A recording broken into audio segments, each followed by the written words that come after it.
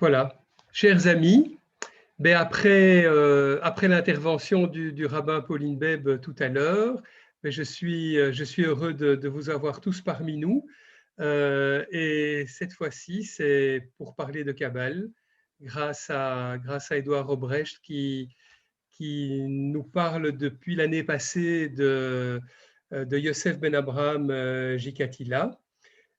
Si vous voulez, donc, mis à part les petits renseignements, enfin, mis à part le cours que nous avons avec Édouard, j'ai mis sur la page de notre site un petit Wikipédia, comme ça vous pouvez aller à tout moment glaner les petites informations générales au sujet de Chikatila. Vous avez aussi la possibilité sur le site de cliquer un peu plus bas et vous avez un lien vers le texte. Comme ça, si vous voulez imprimer le texte avant le cours, vous en avez aussi la possibilité.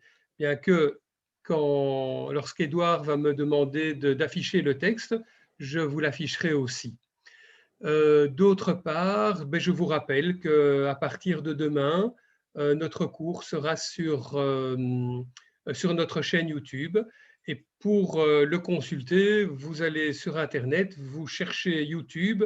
Quand vous êtes sur YouTube, vous tapez Maison de la culture juive et puis vous cherchez le cours qui vous intéresse.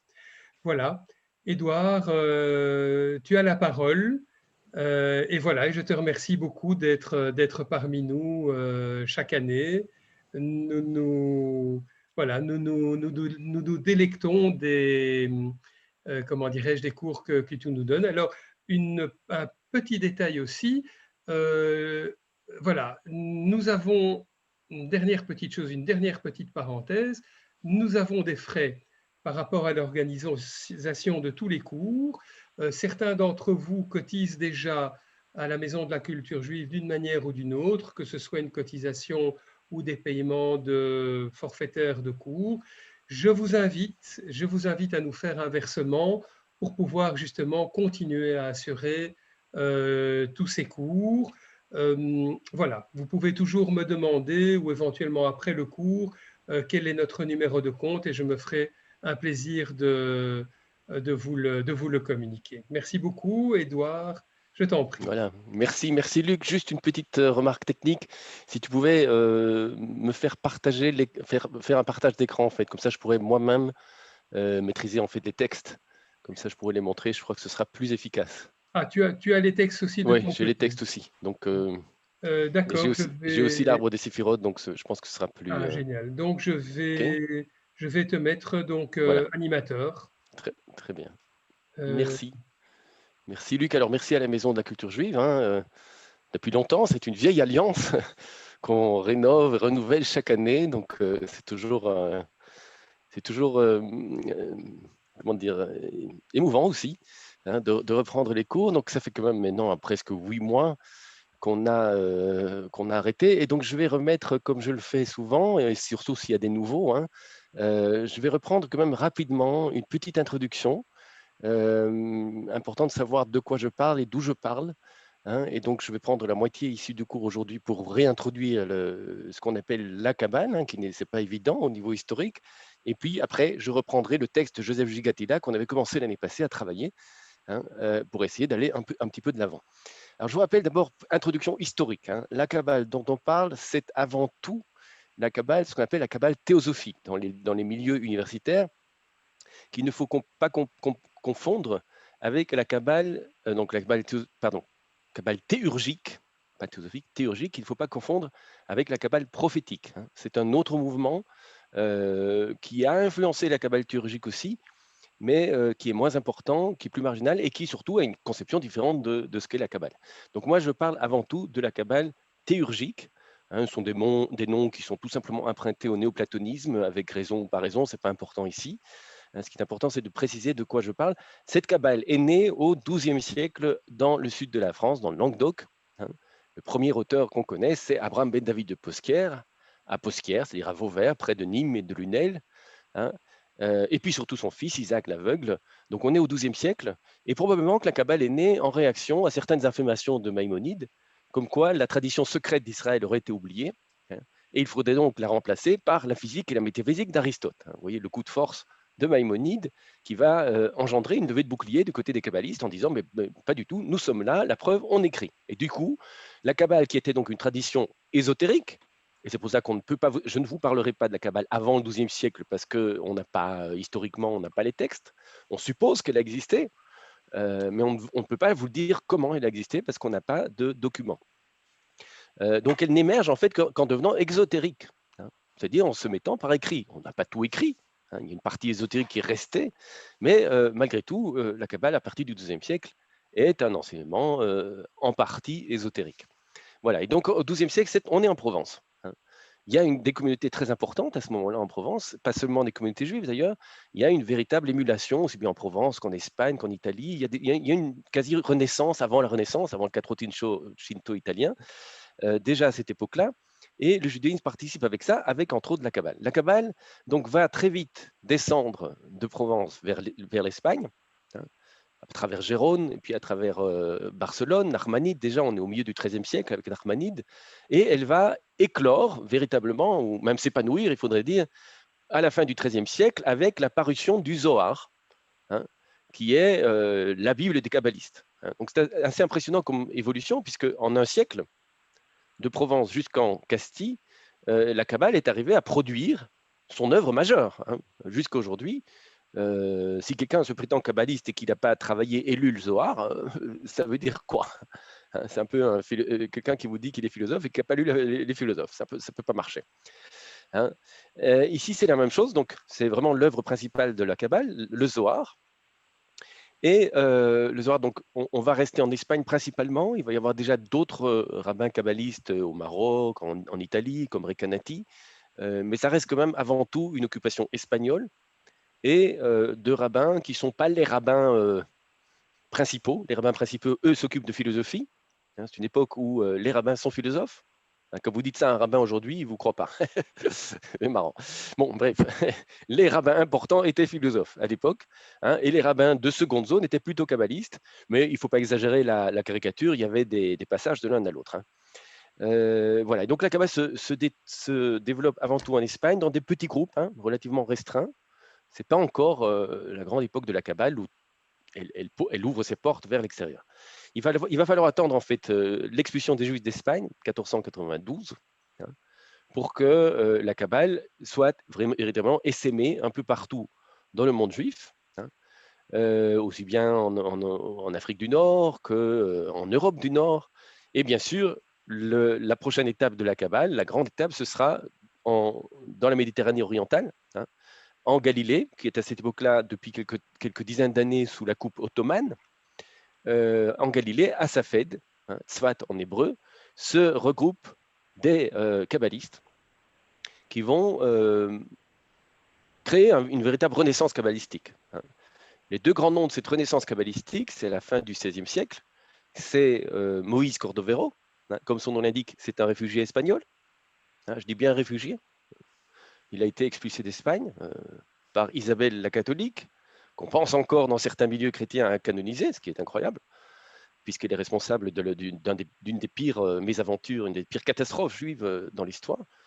Et donc, ça c'est le premier, Moïse Cordovero, qui est un philosophe, je l'ai dit, c'est un philosophe, c'est un kabbaliste très penché vers la philosophie. Hein. Et puis vous avez un de ses élèves, qui a été élève en fait de lui 2 ou 3 mois seulement, parce qu'il s'est développé surtout en Égypte, c'est Isaac Luria. Isaac Luria, lui, est la révolution. Alors, Moïse Cordovero, c'est un philosophe classique qui résume dans ses livres la Kabbale espagnole, donc les 3 siècles de la Kabbale à cette époque-là, et qui fait un très bel ouvrage classique. Isaac Luria, c'est la révolution. Isaac Luria, c'est la révolution. Il n'est pas très philosophique, donc voilà, tout le monde n'est pas parfait.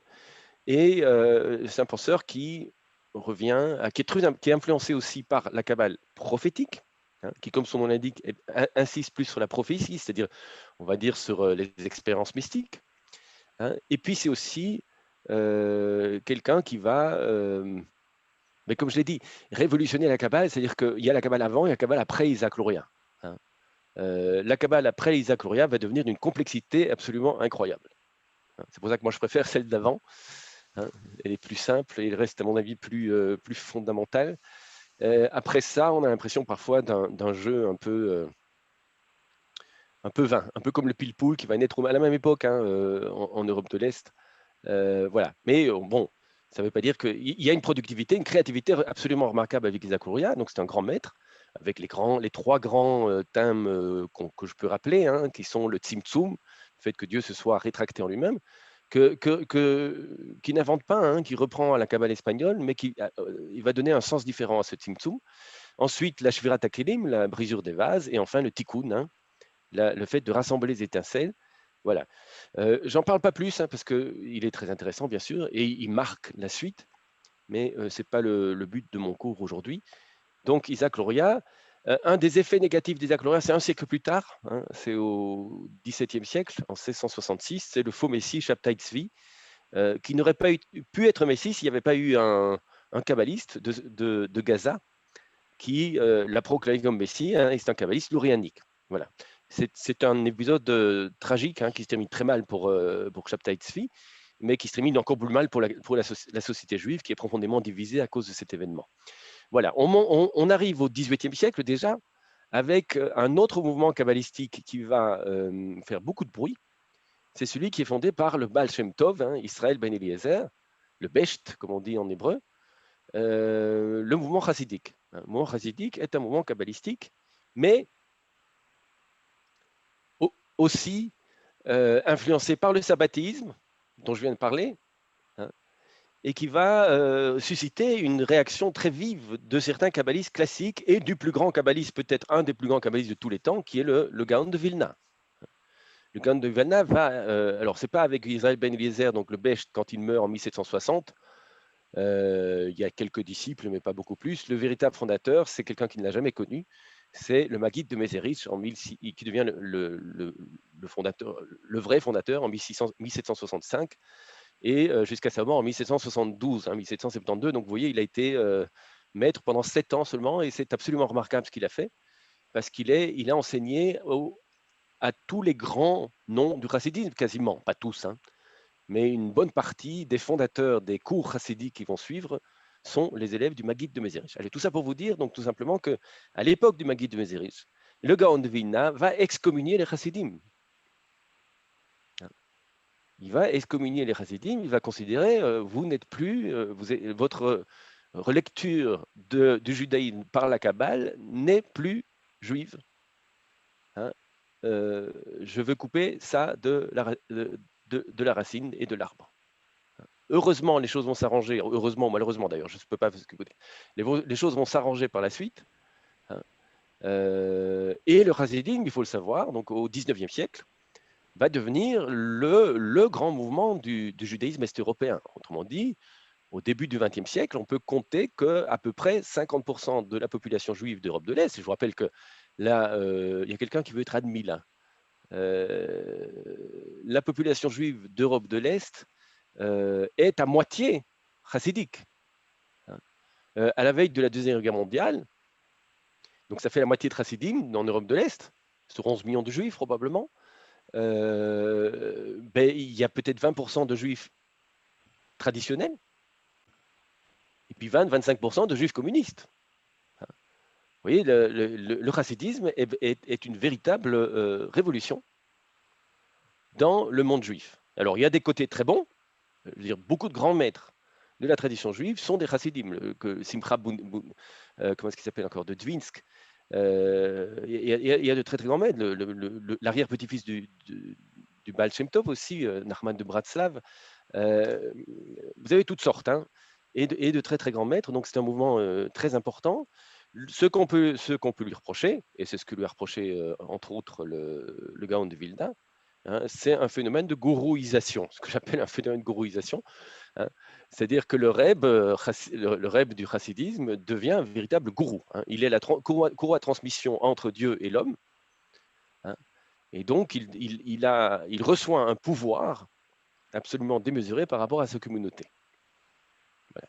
Alors, certains chassidim aujourd'hui sont en train de revenir de ce modèle et voudrait revenir, c'est le modèle du Maggid de Mezerich, hein, surtout qui a été mis en place, donc, et il voudrait revenir au modèle du Baal Shem Tov, qui est un modèle beaucoup plus égalitaire et où donc ce que j'appelle la gourouisation est beaucoup moins prégnante. C'est grave pour le chassidisme, c'est grave pour le judaïsme en général, hein, parce que vous avez aujourd'hui beaucoup de rabbins se prennent pour des gourous, même quand ils ne sont pas chassidim. Autrement dit, c'est un modèle qui a déteint sur les autres rabbins, hein, ce qui est quand même fou, quoi. Quand même fou parce que le rabbin n'a rien à voir avec un gourou. Le rabbin, c'est quelqu'un qui étudie les textes du droit rabbinique et qui est capable de trancher et de prendre des décisions en toute rationalité. Ce n'est pas du tout un gourou en principe. Mais vous avez beaucoup de rabbins aujourd'hui qui sont devenus des espèces de gourous, hein, et qui vendent ça d'ailleurs contre monnaie sonnante et trébuchante. C'est une catastrophe. Voilà. Il faut le dire et il faut le critiquer parce que ce n'est pas normal. Comme disait Léon Askenazi, hein, Manitou, un rabbin qui fait des miracles, c'est un miracle qu'il soit rabbin. Voilà. Il faut le rappeler. Bon, tout ça, vous voyez que j'ai fait l'histoire rapide, hein, très rapidement. La même Lugard veut être admise, je ne sais pas, elle a un problème. J'ai fait l'histoire rapide donc vous voyez, de la Kabbale, mais vous voyez que depuis le XIIe siècle jusqu'à aujourd'hui, et surtout à partir du XVe, XVIe siècle, hein, la Kabbale est devenue le courant central de créativité du judaïsme. Hein. Donc ce n'est pas un courant marginal, contrairement à ce qu'on pourrait croire. Hein. Et alors il est central, mais bien sûr, il est parfois encore sujet à discussion, et parfois aussi dans certains milieux, hein, il est assez méconnu parce qu'on en a parfois peur. Hein. J'ai connu moi, des courants très orthodoxes où on n'étudie pas trop la Kabbale parce que c'est un peu sulfureux, quoi. Mais bon, la Kabbale est quand même centrale et on ne peut pas être un grand maître aujourd'hui de la tradition juive sans connaître, ou même sans s'opposer un peu à la Kabbale, mais il faut la connaître. Voilà, donc c'est le mouvement principal, on peut dire ça, du troisième millénaire du judaïsme, hein, à partir du XIIe siècle jusqu'à aujourd'hui. C'est un mouvement vraiment central dans le judaïsme qui a produit, alors, au-delà du judaïsme aussi, des mouvements qui ont dépassé. Hein. On peut citer à partir déjà du XVe siècle avec Pic de la Mérandole, un mouvement kabbaliste chrétien qui s'est inspiré des kabbalistes juifs et puis qui a changé parce qu'il a évolué de sa propre manière. Il y a eu une influence de la Kabbale à propos de l'idéalisme allemand, par exemple, au XVIIIe siècle, et puis, et XIXe siècle. Et puis, jusqu'à aujourd'hui, vous avez toutes sortes de phénomènes un peu mystiques et New Age qui se rattachent à la Kabbale parce que ça fait toujours bien. Hein, et pour ne pas parler des francs-maçons, d'ailleurs. Voilà. Mais ce n'est pas de cette Kabbale-là que je parle. Moi, je parle de la Kabbale théurgique, je vous l'ai dit, et des kabbalistes qui sont dans le centre, si vous voulez, de la tradition rabbinique. Hein. C'est de cette Kabbale-là que je vais vous parler. Au niveau de la bibliographie, c'est important de le dire, les ouvrages de référence auxquels vous pouvez avoir accès, faites bien attention que celui qui les écrit soit un universitaire. Hein. C'est un gage pas absolu d'honnêteté et de sérieuxité, on va dire ça, parce que vous avez beaucoup de livres en français, hein, en tout cas en français, beaucoup de livres sur la Kabbale qui sont d'autres courants que les courants centraux de la Kabbale dont je vais vous parler. Hein, des courants plus extérieurs, tout à fait intéressants. Hein. Il ne s'agit pas ici de juger de la qualité de ces courants, mais qui ne sont pas rattachés au courant central dont je vais vous parler. Voilà. Donc les grands ouvrages de la Kabbale en français, c'est Gershom Scholem, c'est Charles Mopsik. Voilà, il y a Wolfson aux États-Unis, il y a Moshe Idel en Israël qui a été traduit en français. Voilà les grands noms. Il y avait en France, on en a eu plusieurs. Il y avait Goetschel aussi et d'autres qui m'échappent là. Voilà. Ça, c'est pour l'histoire, hein, et la bibliographie. Je reviens maintenant sur l'histoire des idées. Hein. La Kabbale, elle se rattache au mouvement midrashique. Hein. Vous pouvez pas être kabbaliste si vous ne savez pas ce que c'est le midrash. Hein. Et le midrash, c'est le courant rabbinique en général, c'est-à-dire l'interprétation des textes bibliques à la manière rabbinique. Hein. Ce on va appeler ça en termes plus scientifiques l'herméneutique rabbinique. Hein. Le midrash, en fait, c'est une relation au texte qui considère que la parole divine, révélée dans ces textes par les prophètes, hein, est infiniment riche dans son expression. Autrement dit, elle peut et elle doit même être entendue et interprétée à nouveau frais, dans chaque situation, dans chaque nouvelle situation, c'est-à-dire à chaque jour en fait, parce qu'elle est comme une source d'eau vive, si vous voulez, hein, à laquelle il faut puiser sans arrêt. Hein.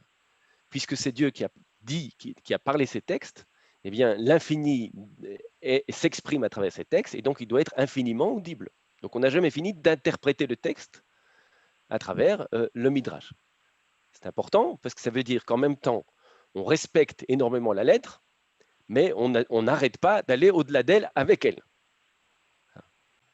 On dit, on utilise le texte pour lui faire dire des choses qu'il n'a jamais dites. Je vous donne l'exemple, hein, c'est un exemple bête, mais que puis-je faire le Shabbat avec l'électricité ou avec les ordinateurs, hein, ou avec la voiture? Bon, ben, je vais voir dans la Bible, il n'y a pas de voiture, il n'y a pas d'électricité, il n'y a pas d'ordinateur, il n'y a pas d'iPhone. Comment je peux savoir ce que la volonté de Dieu par rapport à ça? Ben, je fais du midrash. Mais les rabbins font du midrash. Ils interprètent pour vous dire ce qui est permis le Shabbat de faire avec la voiture, l'ordinateur, etc. C'est du sérieux, hein. Mais ce n'est pas écrit dans le texte, et les rabbins le savent très bien. Ça veut dire que le midrash, hein, est la réponse et la responsabilité de l'homme face à Dieu. C'est ça le midrash. Je ne considère plus que Dieu m'impose un dictat extérieur qui s'impose à moi dans une évidence totale. Non, ça, c'est pas possible. D'ailleurs, ça n'a jamais été le cas, même avec les prophètes. Non, je considère que Dieu, ayant parlé, s'est retiré derrière sa parole pour me laisser l'interpréter, c'est-à-dire prendre ma responsabilité face à lui. C'est le cœur du Midrash. Le cœur du Midrash, si vous voulez, c'est tout simplement la responsabilité humaine face à Dieu. C'est ce que Dieu veut. La volonté de Dieu, c'est que l'homme se tienne debout face à lui, c'est-à-dire responsable. Et c'est pourquoi les rabbins ont bien vu ça. Le cœur du rite qu'on avait dans le sanctuaire du désert ou au temple, c'était de se tenir debout devant Dieu. Qu'est-ce que c'est debout devant Dieu? Mais c'est précisément dans ma responsabilité face à son interpellation.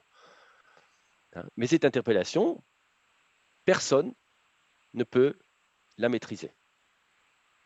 C'est pourquoi, quand vous ouvrez le Talmud, hein, le Talmud est l'exemple même du Midrash, ben, on n'est jamais d'accord. Pas parce qu'on veut ne pas être d'accord, mais parce que la manière dont tel rabbin reçoit l'interpellation divine n'est pas la manière dont tel autre rabbin reçoit l'interpellation divine, et c'est normal ça. Pourquoi? Ben parce que chacun le reçoit là où il est. Et si vous avez compris ce principe, ça veut dire que chaque juif, en principe, est obligé d'étudier la Torah, hein, c'est la mitzvah centrale pour la tradition rabbinique. Pourquoi? Pour être capable d'interpréter la parole divine là où il est, parce que c'est ce que Dieu attend de lui. Nous sommes bien sûr très loin du compte, hein, et comme on n'est plus capable d'étudier, on est obligé de poser les questions aux rabbins, et les rabbins prennent la responsabilité pour nous. C'est une catastrophe. C'est nécessaire. Heureusement qu'ils sont là. Hein. Mais ce n'est pas ça le judaïsme. Le judaïsme vous donne l'obligation d'étudier la Torah et le Talmud pour être capable, dans votre vie, d'être responsable vous-même là où vous êtes. Il ne faut jamais oublier cela. C'est fondamental. Voilà. Et en attendant, comme on n'est pas capable de le faire, ben les rabbins ils prennent les décisions à notre place. Et puis après, on se plaint parce qu'ils prennent des décisions qui ne sont pas de notre goût. Oui, mais ça, c'est vous leur laissez le pouvoir, ben ils le prennent. Hein. Et après, on râle sur les rabbins. Ben oui, ben devenez rabbin à leur place, soyez un meilleur rabbin qu'eux. Vous vous plaignez que le judaïsme n'est pas ce qu'il devrait être. Ben, soyez juif comme il faut. C'est à vous, c'est la responsabilité. Vous vous plaignez que les humains ne sont pas assez humains. Ben, soyez humains, c'est à vous que ça revient. Pourquoi vous attendez que les autres le soient? Ça ne sert à rien. Vous ne pouvez l'exiger que d'abord de vous-même. Donc devenez, vous, humain, et espérez que ça va déteindre sur les gens qui sont autour de vous. Mais si vous ne faites pas l'effort, pourquoi vous l'exigez des autres? Et pourquoi vous râlez sur les autres? Ils sont comme vous. Ils se laissent pousser là où le vent les pousse. Et la procrastination, et la paresse, etc. Oui, bien sûr. On est tous humains, dans le mauvais sens du terme. Il faut devenir humain dans le bon sens du terme, c'est-à-dire dans la responsabilité. Voilà, le cœur du Midrash, c'est la responsabilité humaine face à Dieu. Dieu ne s'est pas révélé pour nous soumettre à son dictat, hein. Il s'est révélé pour nous inviter à notre responsabilité pleine et entière à chaque instant, à chaque moment de notre vie, et personne ne peut être responsable à notre place.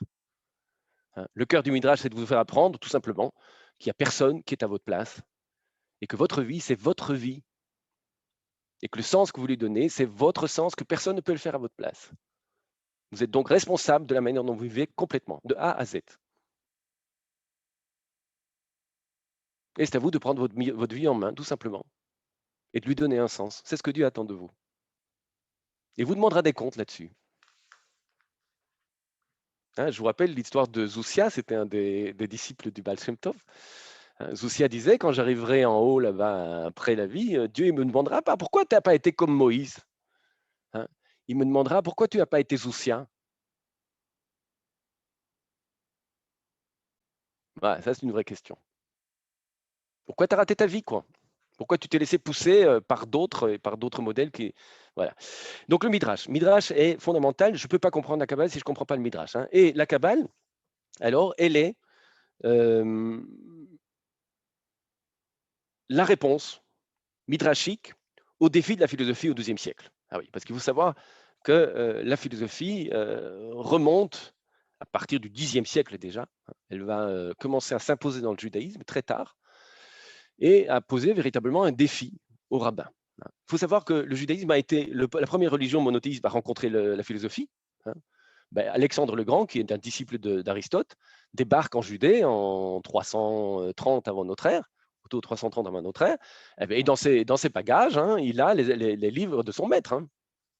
Donc les rabbins là-bas, ils savent tout de suite qui c'est Aristote, qui c'est Platon. Et pourtant, ben, les Juifs vont être les derniers à se mettre à faire la philosophie, je vous l'ai dit, au Xe siècle avec Saadia Gaon. Il y a une exception hein, notable, c'est Philon d'Alexandrie.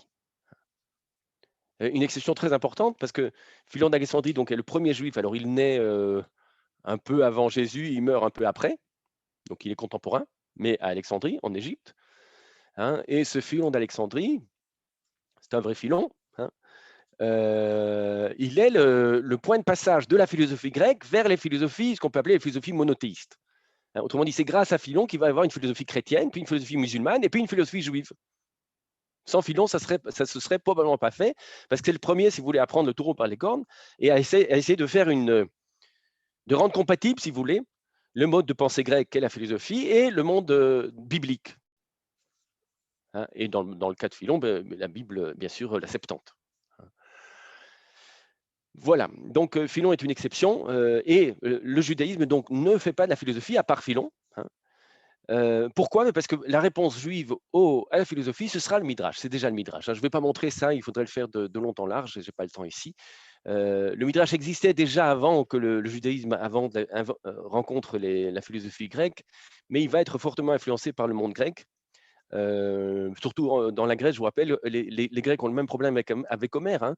Le texte fondateur de la Grèce, comme le texte fondateur des Hébreux, c'est la Bible. Pour les Grecs, c'est Homère. Oui, ben Homère, il nous raconte qu'il y a des demi-dieux là qui se promènent parmi les hommes pour combattre. Hein. Il y a même des dieux parfois qui interviennent dans les combats entre les Troyens et les autres. Et bon, à l'époque, premier siècle avant, premier siècle après, on ne comprend plus ça, hein, les dieux. Ça ne fait plus sens. D'où les Grecs vont mettre au point des méthodes d'interprétation, tout simplement. Pour interpréter ces textes mythiques ou quasi mythiques, hein, en les rendant rationnels. Eh bien, le Midrash va reprendre une partie de ces, on le sait, une partie de ces techniques grecques d'interprétation du texte pour systématiser l'approche midrashique qui existait déjà. Voilà. Donc, la réponse juive, c'est le Midrash. Et au Xe siècle, donc, la philosophie finit par rentrer aussi dans le judaïsme avec Saadia Gaon. Hein. Puis, donc, Saadia Gaon, il est encore en Irak à ce moment-là, c'est-à-dire en Babylonie. Hein. Mais très vite, la philosophie va déménager en Espagne, où il va s'installer avec Bahia Impagda au XIe siècle, avec, comment il s'appelle encore celui-là, Shlomo Gabirol, et puis bien sûr Judas Halevi et Maïmonide. Hein. Maïmonide, on est bien au XIIe siècle. Et c'est face à ce défi d'une philosophie montante dans le judaïsme que la Kabbale va être la réaction du monde midrashique pour répondre aux défis philosophiques. Voilà. Le défi philosophique par excellence, hein, c'est bien sûr Maïmonide. Plus grand philosophe que lui dans le judaïsme, il faut attendre le XXe siècle, hein, avec Hermann Cohen, Franz Rosenzweig et Emmanuel Levinas. Mais avant et après, il y a pas, c'est le plus grand. Maïmonide est un aristotélicien. D'accord? Donc le défi n'est pas petit. Derrière l'aristotélisme, comprenez, il y a le défi scientifique en fait qui se profile, qui est en train de naître, hein, puisque Aristote, contrairement à Platon, n'a pas une philosophie déductive, c'est-à-dire à travers les idées, je vais déduire la réalité et connaître le réel. Non, je caricature, hein, il a une philosophie beaucoup plus attentive à l'expérience. Hein. Et c'est bien sûr l'expérience qui va devenir le cœur de la science moderne en Europe, grâce à Aristote. Hein. Voilà. Donc Maïmonide transporte Aristote dans le monde juif, et il pose vraiment une question, je vous l'ai dit, dans son introduction au Guide des égarés, Guide des perplexes, Maïmonide dit que la science ésotérique d'Israël, donc secrète, a été perdue. Hein. Et donc, il faut la remplacer par la physique et la métaphysique d'Aristote, rien de moins, c'est-à-dire par la philosophie. La science et la philosophie, en fait.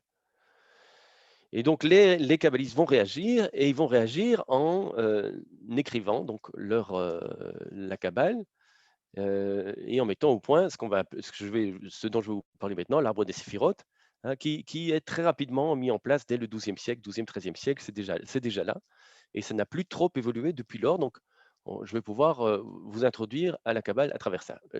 Grosso modo, maintenant, pour le dire en termes plus précis, la Kabbale est la réaction midrashique face à l'aristotélisme de Maïmonide qui s'inspire du néoplatonisme. Voilà. Mais s'inspire du néoplatonisme contre l'aristotélisme tout en empruntant à l'aristotélisme un certain nombre d'éléments. Donc la Kabbale est un système en même temps midrashique et néoplatoniste et aristotélicien. Voilà, c'est pas plus compliqué que ça. C'est les trois en même temps.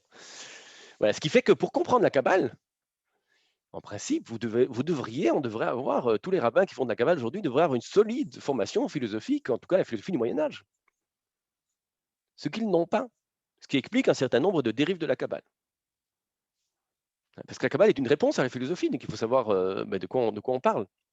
Et souvent, la Kabbale est très mal comprise, parce qu'elle est comprise de manière mystique et mysticoïde, même parfois, alors qu'elle est aussi une réponse sérieuse aux défis philosophiques. Voilà. Et c'est pourquoi beaucoup de grands kabbalistes sont aussi des philosophes, hein, ou en tout cas ont lu des ouvrages de philosophie. Au début de la Kabbale, c'est très clair, beaucoup sont maïmonidiens, hein, et dans la suite aussi. Vous trouvez dans les grands noms de la Kabbale, j'ai parlé tout à l'heure de Moïse Cordovero, mais j'aurais pu citer à la même époque le Maharal de Prague, hein, et d'autres. La philosophie est restée un des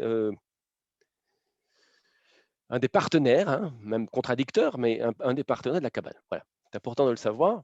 Hein. Et donc moi, comme philosophe, bien sûr, je suis très content à chaque fois que je peux vous montrer comment la Kabbale est aussi une réponse à la philosophie et comment elle relève le défi de la philosophie, et donc aussi des sciences. Voilà, ça c'est l'introduction générale. J'ai refait cette introduction. Maintenant, je vais vous dérouler de nouveau le clavier kabbalistique, parce qu'on a de la chance. Hein. J'aurais dû ajouter que, comme la Kabbale est un lieu extrême de midrash, donc de créativité interprétative, hein, il y a plus de Kabbale que de kabbalistes. Hein. Joseph Gigatilla, dont je vous parle, vous verrez ça sur Wikipédia, hein, il a d'abord été un kabbaliste prophétique, élève d'Abraham Aboulafia, et ensuite seulement il est devenu un kabbaliste théurgique. Hein. Donc vous avez un kabbaliste avec déjà deux kabbales. Voilà. Ce qui vous montre bien que vous avez plus de kabbale que de kabbalistes, c'est un mouvement extrêmement pluriel. Hein. Et quand quelqu'un vous dit voici ce que dit la Kabbale, c'est ridicule. C'est comme que quelqu'un vous dit voici ce que dit le Talmud. Quelle partie du Talmud? La même chose d'ailleurs quand on vous dit voici ce que dit la Bible. Comment ça, la Bible? Quel texte? Vous avez des textes contradictoires dans la Bible. Donc comment vous pouvez dire que la Bible dit ceci et uniquement ceci? C'est que vous escamotez une autre partie de la Bible. Voilà, c'est pas honnête. Il faut faire attention donc. Hein. Il y a les Bibles, il y a les Talmuds et il y a les Kabbales. Voilà.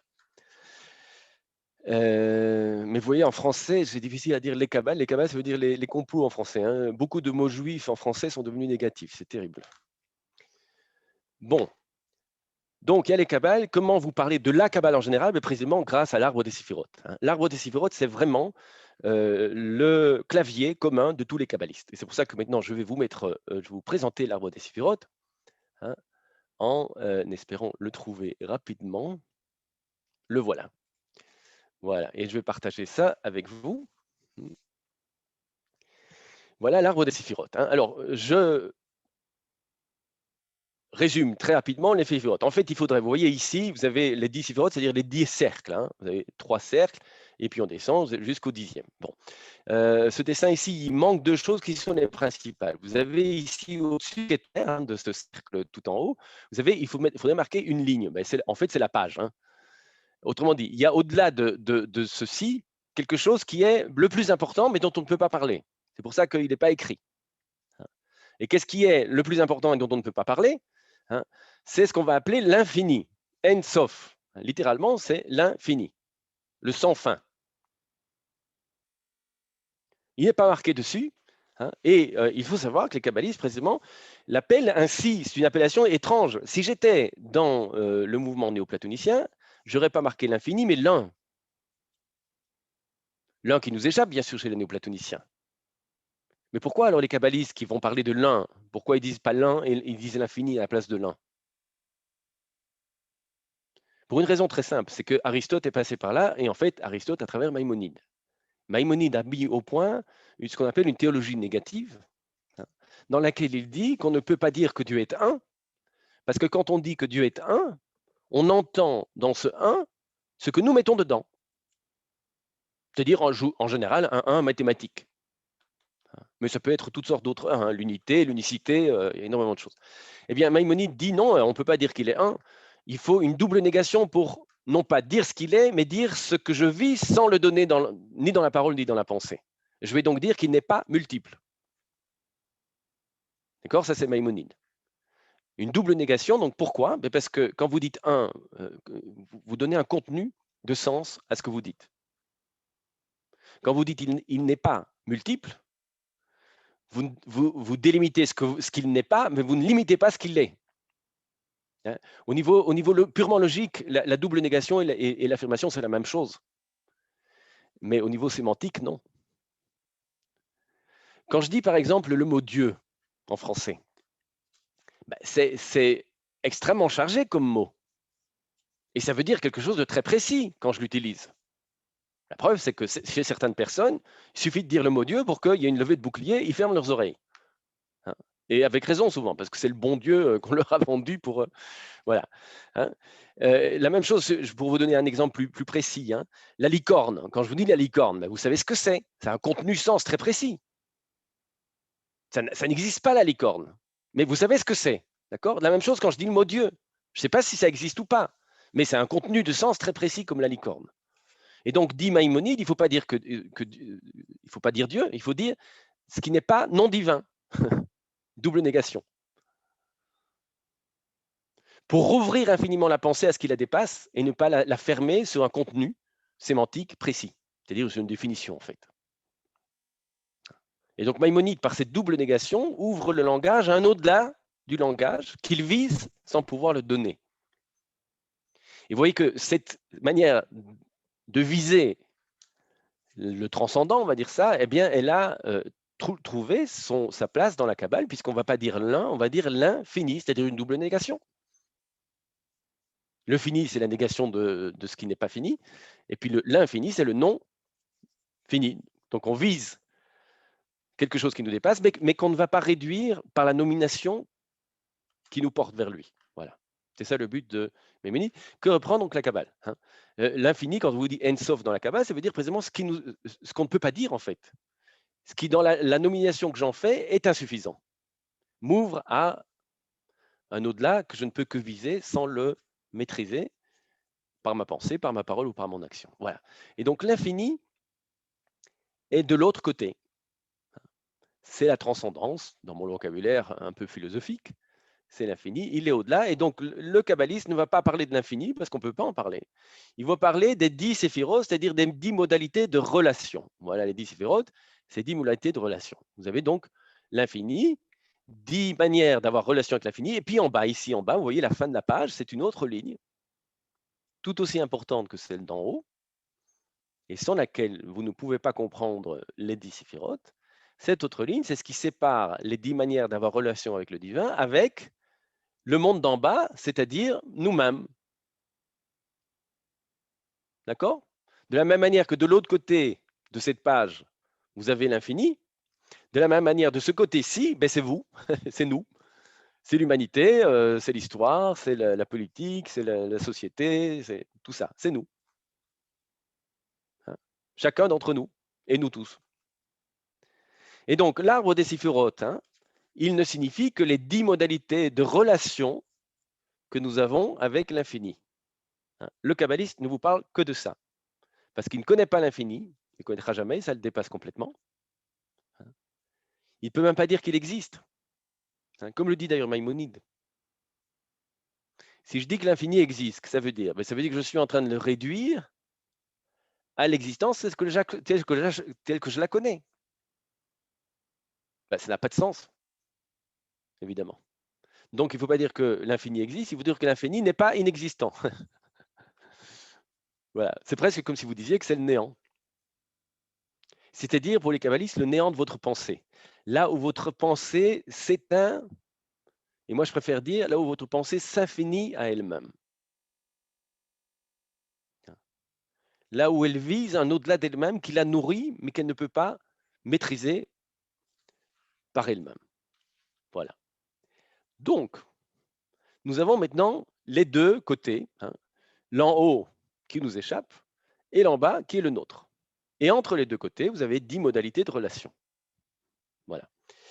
C'est important parce que ça veut dire que le kabbaliste ne vous parle pas de Dieu. Il ne vous parle pas directement de l'humain non plus, ce n'est pas un discours scientifique. Il vous parle de l'humain en relation avec l'infini.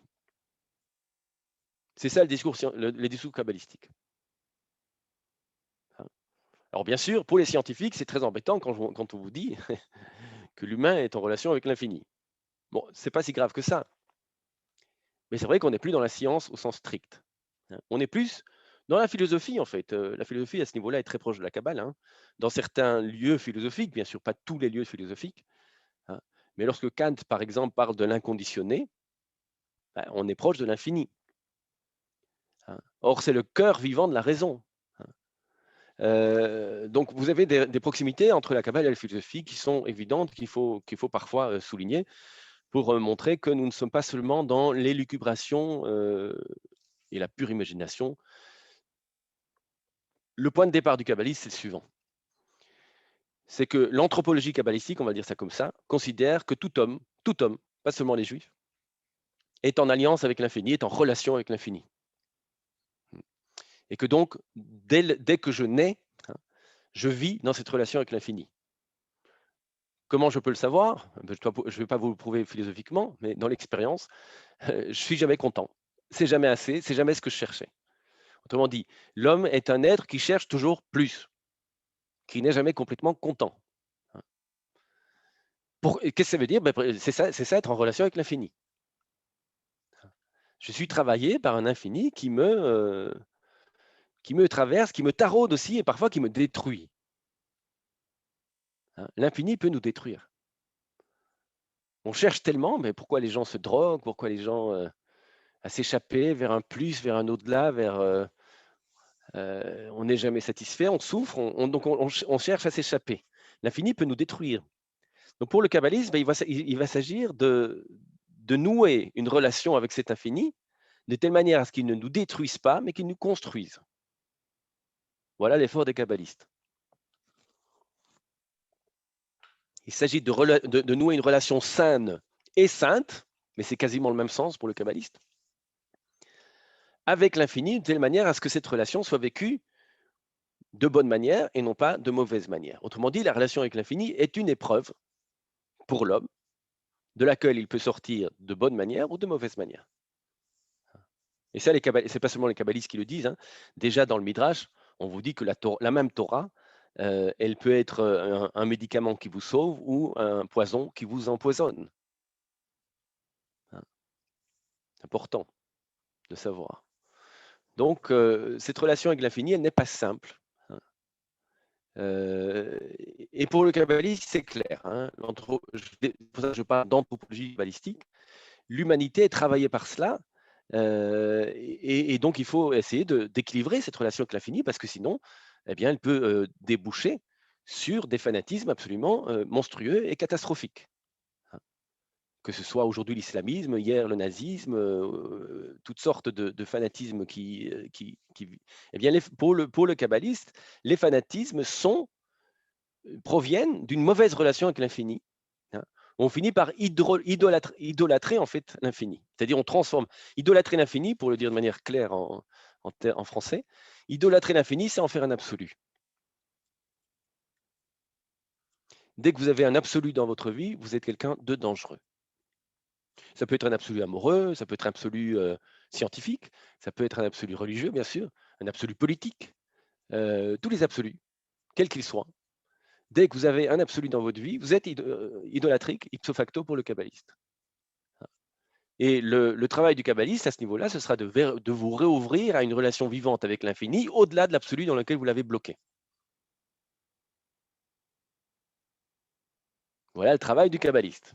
Eh bien, comment on fait? Ben, précisément, il faut savoir qu'il y a 10 noms de Dieu principaux dans la Kabbale, à travers lesquels donc, on a relation avec l'infini. Mais ce ne sont que des noms, donc. Nous ne connaissons de l'infini jamais que ces noms, c'est-à-dire ces manières de nous d'avoir relation avec nous. Eh bien, il y a 10 noms de Dieu. Hein. Vous avez ici, on l'a marqué, Eyé, ici c'est le premier, la première séphira, c'est la séphira Keter, hein, celle qui correspond à la volonté, le désir. Hein. Ensuite, vous avez ici la séphira Chochma, hein. Le nom divin qui correspond à ça, c'est Yah. Hein. Vous avez Yah dans, comme vous dites, Alléluia. D'accord? Ensuite, la troisième séphira, vous voyez, on a bien ici une procession néoplatonicienne, c'est-à-dire une espèce d'émanation. Hein. La troisième séphira, c'est Bina, hein, l'intelligence analytique. Eh bien, vous voyez que le nom divin qui correspond, c'est le tétragramme, les 4 lettres du nom propre de Dieu, mais écrites avec les voyelles de Elohim. Donc, quand je vois ce nom, je ne dis pas Hachem, je dis Elohim. Mais en fait, c'est le tétragramme dit Elohim. Voilà. Donc ici, vous avez Eyé, là, Ya, ici, Elohim. Ensuite, on descend, quatrième séphira, le Chesed, l'amour sans limite, le Chesed. OK? Là, c'est le nom qui correspond, le nom divin qui correspond, c'est El. C'est un nom qu'on retrouve par exemple souvent chez Abraham, El Olam ou El Elyon, El. El, ça veut dire Dieu, hein? Mais vous voyez qu'en hébreu, El, ça veut aussi dire vert. Bon. Ensuite, cinquième séphira, Gevura, hein, la limite sans amour, la justice, la fission, ou Gevura, en fait, ça veut dire la puissance. Hein. À ce nom-là correspond le mot Elohim, et cette fois-ci écrit comme Elohim. Hein. Ici, il a été écrit avec le tétragramme, et ça se prononçait Elohim, mais ici, c'est vraiment écrit avec Elohim, les lettres d'Elohim, et on le prononce comme il est écrit. Voilà, cinquième. Hein, je vais vite, hein, simplement parce que on avait déjà vu ça, et je repasse en revue ce qu'on avait vu pour vous le remettre en tête. Ensuite, vous avez la sixième séphira, qui est la séphira centrale, en fait, qu'on appelle Tiferet. Hein. Tiferet, c'est la splendeur ou la beauté, hein, la beauté du geste. Et là, c'est le tétragramme lui-même, prononcé comme il doit être prononcé, c'est-à-dire quand j'étudie Hachem et quand je prie Adonai. Hein, on ne le prononce jamais en lui-même, hein, ce tétragramme. Il nous est interdit de le faire depuis depuis les rabbins, en fait. Mais les rabbins s'appuient pour se faire sur un texte, le texte du buisson ardent. Voilà, la Tiferet ici. Netzach ici en bas, c'est l'éternité ou la victoire. Hein. Là, c'est le nom Hachem Tsevaot. Vous avez le tétragramme Tsevaot. Et je vous rappelle que Tsevaot, ça ne veut pas dire le Dieu des armées, comme on traduit souvent, mais le Dieu des équipes ou des organisations. Hein.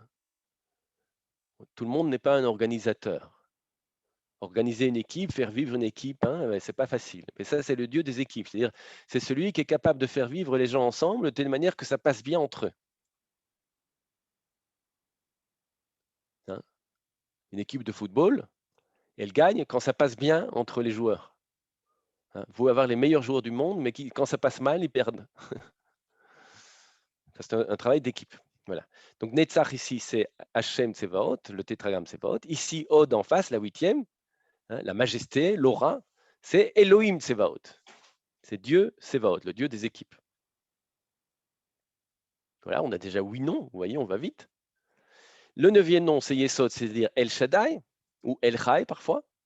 Le Dieu, alors Shaddai, on traduit par Dieu Tout-Puissant, c'est ridicule. Hein, c'est le Dieu qui sait dire assez, c'est-à-dire se limiter. C'est la force qui sait se limiter. Ça, c'est El Shaddai. Hein, et El Chai, c'est le Dieu vivant.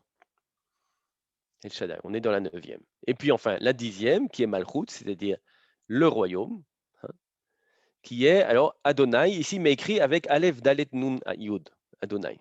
Il a mis Elohim aussi, on peut le dire l'un et l'autre, mais c'est plutôt Adonai. D'accord? C'est dire kurios hein, en grec. Voilà, c'est le royaume. Hein, quand on parle du royaume de Dieu dans la Kabbale, c'est ça. C'est la 10e séphira.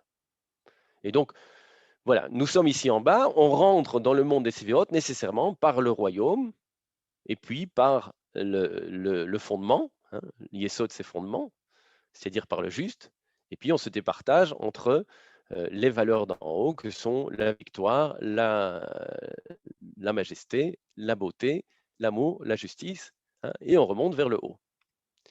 Voilà. Qu'est-ce que ça veut dire tout ça? Une fois que j'ai passé tout ça en revue très rapidement, hein, eh bien, ça veut dire que nous avons 10 manières possibles d'être en relation avec l'infini. Et pour le kabbaliste, ça veut dire aussi que nous avons 10 tentations de nous bloquer sur une des relations que nous avons avec l'infini. Je vous ai parlé d'idolâtrie. Eh bien, qu'est-ce que c'est l'idolâtrie pour le kabbaliste? C'est quand alors, il faut le savoir, chaque personne a électivement, elle est proche d'une séphira. C'est intéressant. Il y a des gens qui sont proches de l'amour, par exemple. Ici, Chesed. Hein. Pour eux, la vie, c'est l'amour. Et puis, il y a des gens qui sont proches de la rigueur, de la puissance. Pour eux, c'est la puissance, la rigueur qui compte. D'accord? Bien. Et donc, chaque personne aura tendance à faire de la valeur qui pour elle est la plus importante, que ce soit l'amour ou la justice, ici c'est juste un exemple que je prends, hein, elle va avoir tendance à faire de ça un absolu. Et quand je fais de l'amour un absolu, ça devient une religion de l'amour. Ah oui, mais quand votre religion devient une religion de l'amour, elle est en danger d'idolâtrie. Pourquoi? Parce que ça veut dire qu'elle ne va à l'infini qu'à travers l'amour. Mais pourquoi vous voulez réduire l'infini à l'amour? L'infini, c'est aussi la justice. Pourquoi il y aurait un seul type de relation qui devrait prévaloir dans la vie et dans l'histoire? Hein? Essayez avec vos enfants. S'il n'y a que l'amour qui vous guide dans vos relations avec vos enfants, ça va dire des enfants pourri gâtés, vous allez tout faire. Tout ce qu'ils vous demandent, vous le faites. C'est pas bon ça. Il faut venir avec des exigences, avec la rigueur, avec la justice, hein, pour exiger d'eux qu'ils fassent des choses. Sinon, vous les pourri gâtez. Donc, l'éducation ne peut pas se faire seulement par l'amour, comme absolu. Bien sûr, l'amour est très important. Si je ne fais pas par amour, c'est catastrophique. Oui, mais l'amour ne suffit pas, il faut aussi l'exigence, la justice, la rigueur. Et donc, éduquer, c'est toujours et l'amour et la justice. Donc, pourquoi voudriez-vous que la relation avec Dieu ne soit qu'amour? Et de la même manière, je peux avoir une religion de la justice. Il n'y a que la justice avec Dieu. C'est un comptable strict, rigoureux, qui vous demande des comptes à chaque chose que vous faites. Oui, mais il y a aussi l'amour. Sinon, c'est un Dieu étouffant. Voilà. Eh bien, la relation avec l'infini, ce n'est pas une relation, c'est les 10 en même temps. C'est les 10 en même temps, ça veut dire que l'effort du kabbaliste, c'est d'être en relation avec l'infini en faisant l'épreuve de la pluralité des relations avec cet infini. Hein. Ce qui veut dire que pour le kabbaliste, je ne peux viser l'unité qu'en faisant l'épreuve de la pluralité. Vous voyez que c'est très moderne comme conception. Hein. Le pluralisme est interne au monothéisme. Et c'est en faisant l'épreuve de la pluralité de ma relation avec le divin, donc aux dix différents visages de Dieu pour moi, si vous voulez, que je suis capable de m'ouvrir à l'infini. C'est un travail jamais fini. C'est un travail infini. Mais un travail qui vise donc l'unité en faisant chaque fois à nouveau l'épreuve de la pluralité. Et donc la pluralité n'est pas quelque chose de négatif. pour le kabbaliste, c'est quelque chose d'absolument nécessaire.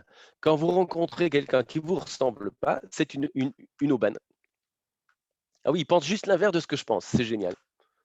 Ah oui, essayez de l'expliquer. Vous êtes de gauche et lui, il est de droite, ou l'inverse. Hein. Ah non, non, c'est pas une aubaine, tu rigoles, mais il faut le. Vous voyez comment ça se passe en politique. C'est une aubaine pour la droite rencontrer la gauche. Non, non, pas du tout, c'est l'ennemi à abattre. Non, non, c'est une aubaine pour le kabbaliste.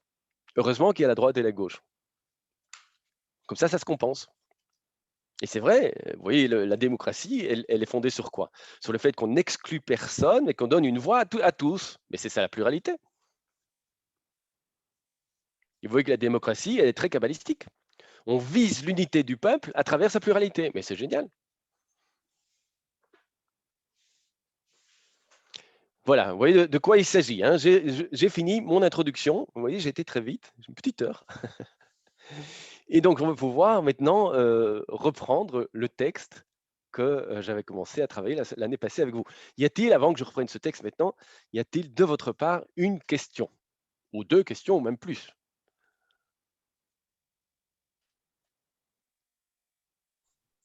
Ça a été suffisamment clair? Je ne sais pas Oui. si c'est le cadre de la réponse, mais dans les textes, on rencontre souvent Adonai, le tétragramme, Yud-Heh-Vav-Heh, donc Adonai Elohim, Oui. Oui. Les deux. Quel est le sens des deux quand ils se suivent dans un texte? Soudain, en voyant ça, et en travaillant d'autres textes, soudain, cette fois-ci, dans Deutéronome notamment, quand il rappelle les lois, il y a tout le temps ça. Tout le temps cette répétition, Hachem Elohecha. Hachem Elohecha. Ben, je vous donne l'exemple type de cela, hein, c'est dans le Shema Israël, écoute Israël, le tétragramme notre Dieu, le tétragramme est un. Hein. Exact, c'est tout le temps dans les recommandations. En hébreu, Hachem Eloheinu, Hachem Echad. Oui. Tout à fait. Alors la réponse, elle n'est pas simple. Ah. Parce que tu me demandes, mais c'est une bonne question, elle est bien à sa place. Merci. Donc je vais faire un petit excursus, mais ce n'est pas grave parce que c'est vraiment très important. Il y a une différence fondamentale déjà dans la Bible hein, entre le nom propre de Dieu, qui est le tétragramme, mais je dis le tétragramme parce que je ne peux pas vous le dire, oui. Hein, et le nom commun de Dieu, qui est El ou Elohim. D'accord? Juste une minute, je prends ma Bible pour pouvoir répondre bien à la question.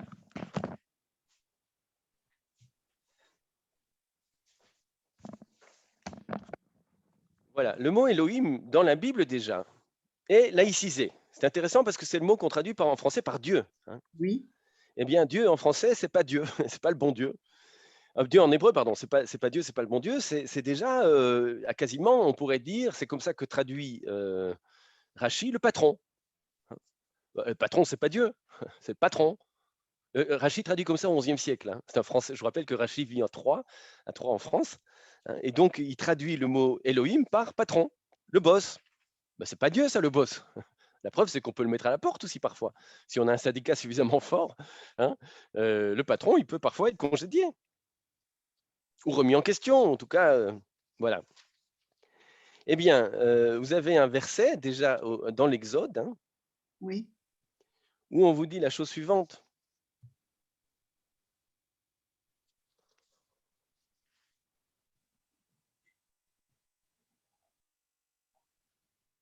Non, alors je me suis trompé. J'étais en Exode. Non, c'est en Exode 6, voilà. Voilà, c'est la fin d'Exode 6.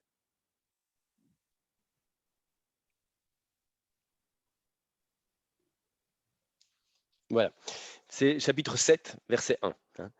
La transcendance, donc le tétragramme, a dit à Moïse, hein, donc c'est juste quand Moïse vient d'avoir la révélation au buisson ardent, et Dieu envoie, donc la transcendance envoie Moïse, hein, et voici ce qu'il dit, hein, la transcendance a dit à Moïse, voici, regarde, je t'ai donné Dieu pour Pharaon.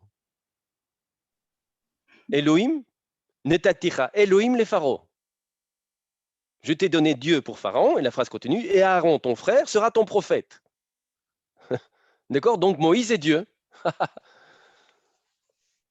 Rassurez-vous, hein, dans le judaïsme, on ne s'est jamais prosterné devant Moïse, on n'a jamais rendu un culte à Moïse. La preuve même, pour vous donner la preuve inverse, c'est que dans la Haggadah de Pessah, pour éviter ce malentendu, Il n'y a pas eh bien, Moïse. il y a pas on ne fait pas référence à Moïse. On parvient à vous raconter la sortie d'Égypte sans parler de Moïse. C'est absolument incroyable. Voilà, donc pour nous, Moïse, il est loin d'être Dieu. Mais non, mais il était Dieu pour Pharaon. Autrement dit, le mot Dieu ici est bien complètement laïcisé. Ça veut dire que tu vas être le patron de Pharaon. Tout simplement. Qu'est-ce que c'est le patron? C'est le guide, c'est-à-dire, pour prendre le mot, la racine du mot Elohim, c'est Rashi qui fait remarquer ça dans le psaume 22, et Yalut ilezra tichusha, ce qui est une forme très étrange, et on traduit ma force vient à mon secours. C'est le Eyal, dit Rashi, c'est la force. Et El, d'après Rashi, viendrait donc d'une racine, Eyal, qui veut dire la force. Dieu, ce serait la force. Et Elohim au pluriel, ce serait les forces. Voilà. Et comme c'est en hébreu, vous avez aussi le El, la notion d'orientation, on pourrait dire des forces orientées ou des forces orientantes, c'est-à-dire directrices. Qu'est-ce que c'est Dieu? C'est la force directrice pour vous. Et comme en plus, en hébreu, c'est un pluriel, et donc on a gardé le pluriel. C'est pour ça qu'on peut vraiment dire que le monothéisme juif n'est pas un monothéisme strict. Ouais, le seul monothéisme strict, c'est l'islam. Les musulmans ont raison. Mais d'ailleurs, c'est leur problème. C'est qu'ils sont trop stricts. Le seul monothéisme strict, c'est l'islam. Mais ni le christianisme, ni le judaïsme sont des monothéismes stricts. D'ailleurs, c'est un mot qui vient très, très tardivement. On n'a jamais dit que Dieu était un dans le judaïsme. C'est pas ça qu'on dit, faites attention. On n'a jamais dit que Dieu était un. On dit que le tétragramme est un. C'est pas la même chose. C'est-à-dire ce qui nous échappe, c'est ça qui est un. Mais pas Dieu. Dieu, ça ne nous échappe pas. Dieu, c'est le patron. C'est-à-dire, ce sont les forces qui gouvernent notre vie. Et on a gardé un pluriel en hébreu. Même, par exemple, quand on vous dit que Dieu a créé le monde, c'est avec X. Le Dieu, il est marqué avec X. C'est Dieu, avec X, créa le ciel et la terre.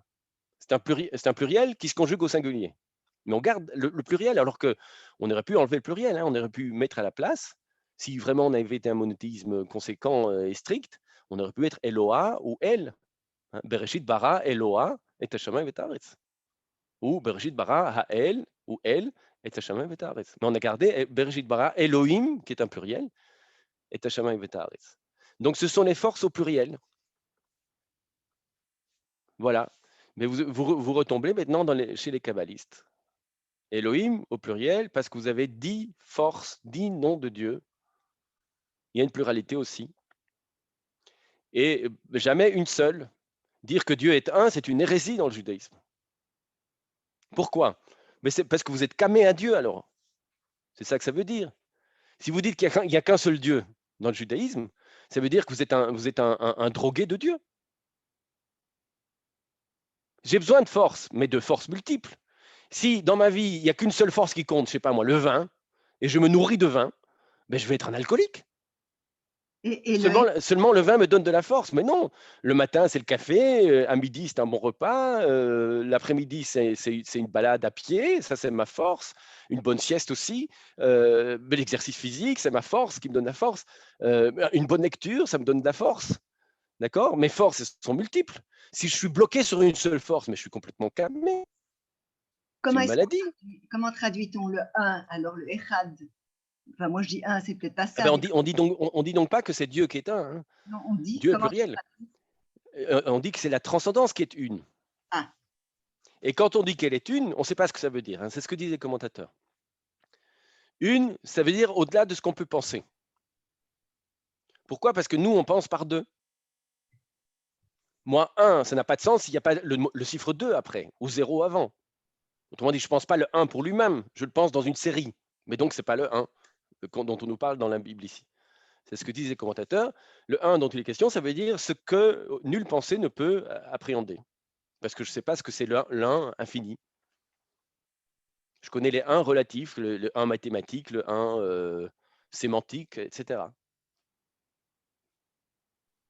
D'accord? Et donc, les forces, on a besoin de beaucoup de force dans la vie. Quand je suis malade, j'ai besoin de la force des médicaments.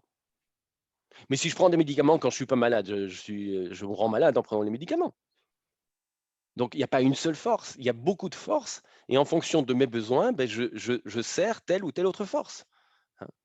Vous voyez, la bêtise qu'on a faite en Occident, c'est de se rendre dépendant d'une seule force, le pétrole. Ah oui, parce que elle, ça veut dire aussi les énergies. Les forces, les énergies, c'est la même chose. Alors on a tout, on devient dépendant, hyper dépendant du pétrole. Ben, c'est une catastrophe. Et donc, il faut multiplier les sources d'énergie.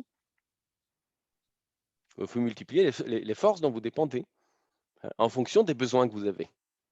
Voilà. Et donc, on a tous besoin des forces. Hein. Vous connaissez, vous, une seule personne qui n'a pas besoin de force? Mais quand je mange, je me donne de la force. Quand je dors, je me donne de la force. Quand je fais de l'exercice, je me donne de la force. Tout est… Voilà. Le problème, donc, c'est qu'on pourrait avoir une vision du monde où il n'y a que Dieu partout, c'est-à-dire les forces, et qu'une religion, on pourrait devenir une religion de la force. Et la grandeur du judaïsme, c'est d'avoir mis au-delà des forces le tétragramme, le nom de Dieu, qui n'est pas une force, mais qui est au-delà des forces et qui fonde les différentes forces. Je vais le dire maintenant dans le vocabulaire qui est C'est plus… ce qu'on dit lorsqu'on monte à la Torah. Yeshra Koach. Yachar Koach, oui. Et d'ailleurs, c'est repris dans la guerre des étoiles, la force est avec toi. Oui, mais la force est juste, c'est une force droite. C'est-à-dire, et c'est ça qui est important, c'est une force morale. Et donc, on relie ici la notion de force à la notion d'éthique. C'est exactement ce qu'on fait quand on dit que c'est Hachem qui est Dieu. Quand on vous dit que c'est le nom propre de Dieu qui est le cœur du divin, de Dieu, on est en train de vous dire que c'est ce qui fonde la force, mais qui n'est pas réductible à une force, qui est au-delà de la force en fait, qui est l'unité des forces. Et qui peut seul faire l'unité des forces. Autrement dit, comme il y a des forces multiples, elles risquent de se combattre. La pluralité, il y a un problème, hein. Ce n'est pas nécessairement compatible. Hein. On peut se battre, et des forces multiples peuvent se battre entre elles. Hein, vous pouvez avoir des antagonismes. Qu'est-ce qui fait l'unité de la force? Ce qui dépasse la force et n'a donc pas de force. On appelle ça l'appel éthique de la transcendance. Mais c'est ça le tétragramme. Le tétragramme est au-delà de la force, et c'est parce qu'il est au-delà de la force qu'il fonde les forces tout en les limitant et en les unifiant potentiellement. Oui, tu vois la question, Ouzia, que tu as posée, elle n'est pas une petite question. Non, mais Hein, elle est au cœur du judaïsme. je te remercie. C'est le nom de Dieu que nous vénérons et jamais Dieu. Hum, On ne vénère pas Dieu chez nous. Hein, il y a même un verset explicite qu'on a lu il y a 2 semaines à la synagogue où il est dit celui qui fait un sacrifice pour Dieu, il sera excommunié. oui. C'est fort, hein? Zoveach l'Elohim, Yecharam. Je ne me rappelle plus exactement comment on dit, c'est le Cherem. Celui qui fait un sacrifice pour Dieu, mais enfin, pourquoi je ne ferais pas de sacrifice pour Dieu? Il sera excommunié. L'Hachem Levado, on ne peut faire de sacrifice que pour la transcendance. Autrement dit, jamais je ne rends un culte à la force. J'utilise la force, mais jamais je me prosterne devant la force. Qu'est-ce que c'est ça pour une histoire? La force doit rester soumise à un principe extérieur à elle, la transcendance, le tétragramme, qui en fondant la force la limite et lui donne son sens. J'appelle ça l'appel éthique. Hum, C'est l'appel éthique, c'est-à-dire l'éthique, hein, le yachar kochacha. C'est la morale, mais la morale c'est moins que l'éthique. Hein. oui. C'est l'appel éthique qui fonde la force et donc les limites et peut les critiquer sans arrêt. Les remettre à leur place tout simplement. Me rappeler que je ne dois pas être trop dépendant des forces dont j'ai bien besoin. Je suis bien content d'avoir des forces. Si je n'ai pas une ambulance qui m'amène quand je suis malade dardard à l'hôpital, eh ben, je vous assure que je meurs. Parce que je n'ai pas la force dont j'ai besoin à ce moment-là. Donc, elles sont très importantes, les forces. Oui, mais ce n'est pas une raison pour passer votre vie dans une ambulance. D'accord? Oui. Il y a Madame Suzy qui veut poser une question, mais D'accord, vous devez allumer votre micro. bien sûr, ne pas oublier. Merci. Voilà. Voilà. Moi, j'ai une question. Peut-être que vous avez déjà dans vos cours précédents répondu à cette question, mais dans quelles circonstances on emploie un nom de Dieu et l'autre, puisqu'il y en a 10. Donc, je suppose qu'il y a des circonstances où on dit un nom et l'autre nom. Donc, Bien sûr. moi, je voudrais savoir. Bien sûr, tout à fait. Je vous donne un exemple très… et c'est tout ça, alors ça, je vous ai parlé de clavier. Hein. Les 10 séphirotes, c'est le clavier des kabbalistes. Eh bien, tout cela, comment vous répondre facilement? Ce n'est pas facile. C'est le doigté. C'est tout le doigté du bon… Il y a quelqu'un qui n'a pas éteint son micro là. Oui, c'est mon chien qui aboie. Ah, parfait. Bon, c'est pas grave. Alors… attendez, je vais couper mon… Oui, il n'y a pas de problème. Donc, c'est tout le doigté du kabbaliste. C'est-à-dire c'est au fur et à mesure que vous apprenez à vous familiariser en fait avec ce clavier, vous allez comprendre quelle note, c'est-à-dire quelle séphira il va vous falloir pousser à ce moment-là. Hein. C'est une longue familiarité qui va vous apprendre à jouer comme il faut avec le clavier kabbalistique. Hein. Mais pour vous donner un exemple plus précis, hein, c'est de manière générale que j'ai répondu à votre question, je suis tombé là-dessus. Lorsque Rachel, après de longues années où elle a été stérile, a un enfant, eh bien, on vous dit Vaiskor Elohim et Rachel. Hein. Dieu s'est souvenu, c'est Dieu, Elohim, les forces hein, dont je vous ai parlé, il s'est souvenu de Rachel. Or, je vous remets l'arbre séphérotique ici. Hein. Vous voyez, Elohim, Vaiskor Elohim. Elohim, c'est le Dieu de la justice. Ici, Gvura, hein, je vous l'ai dit, c'est la justice. D'accord? Eh bien, celui qui répond à Rachel lorsqu'elle est stérile et qui va la rendre, donc, qui va lui faire enfanter, c'est Dieu, le Dieu de la justice. Vous voyez?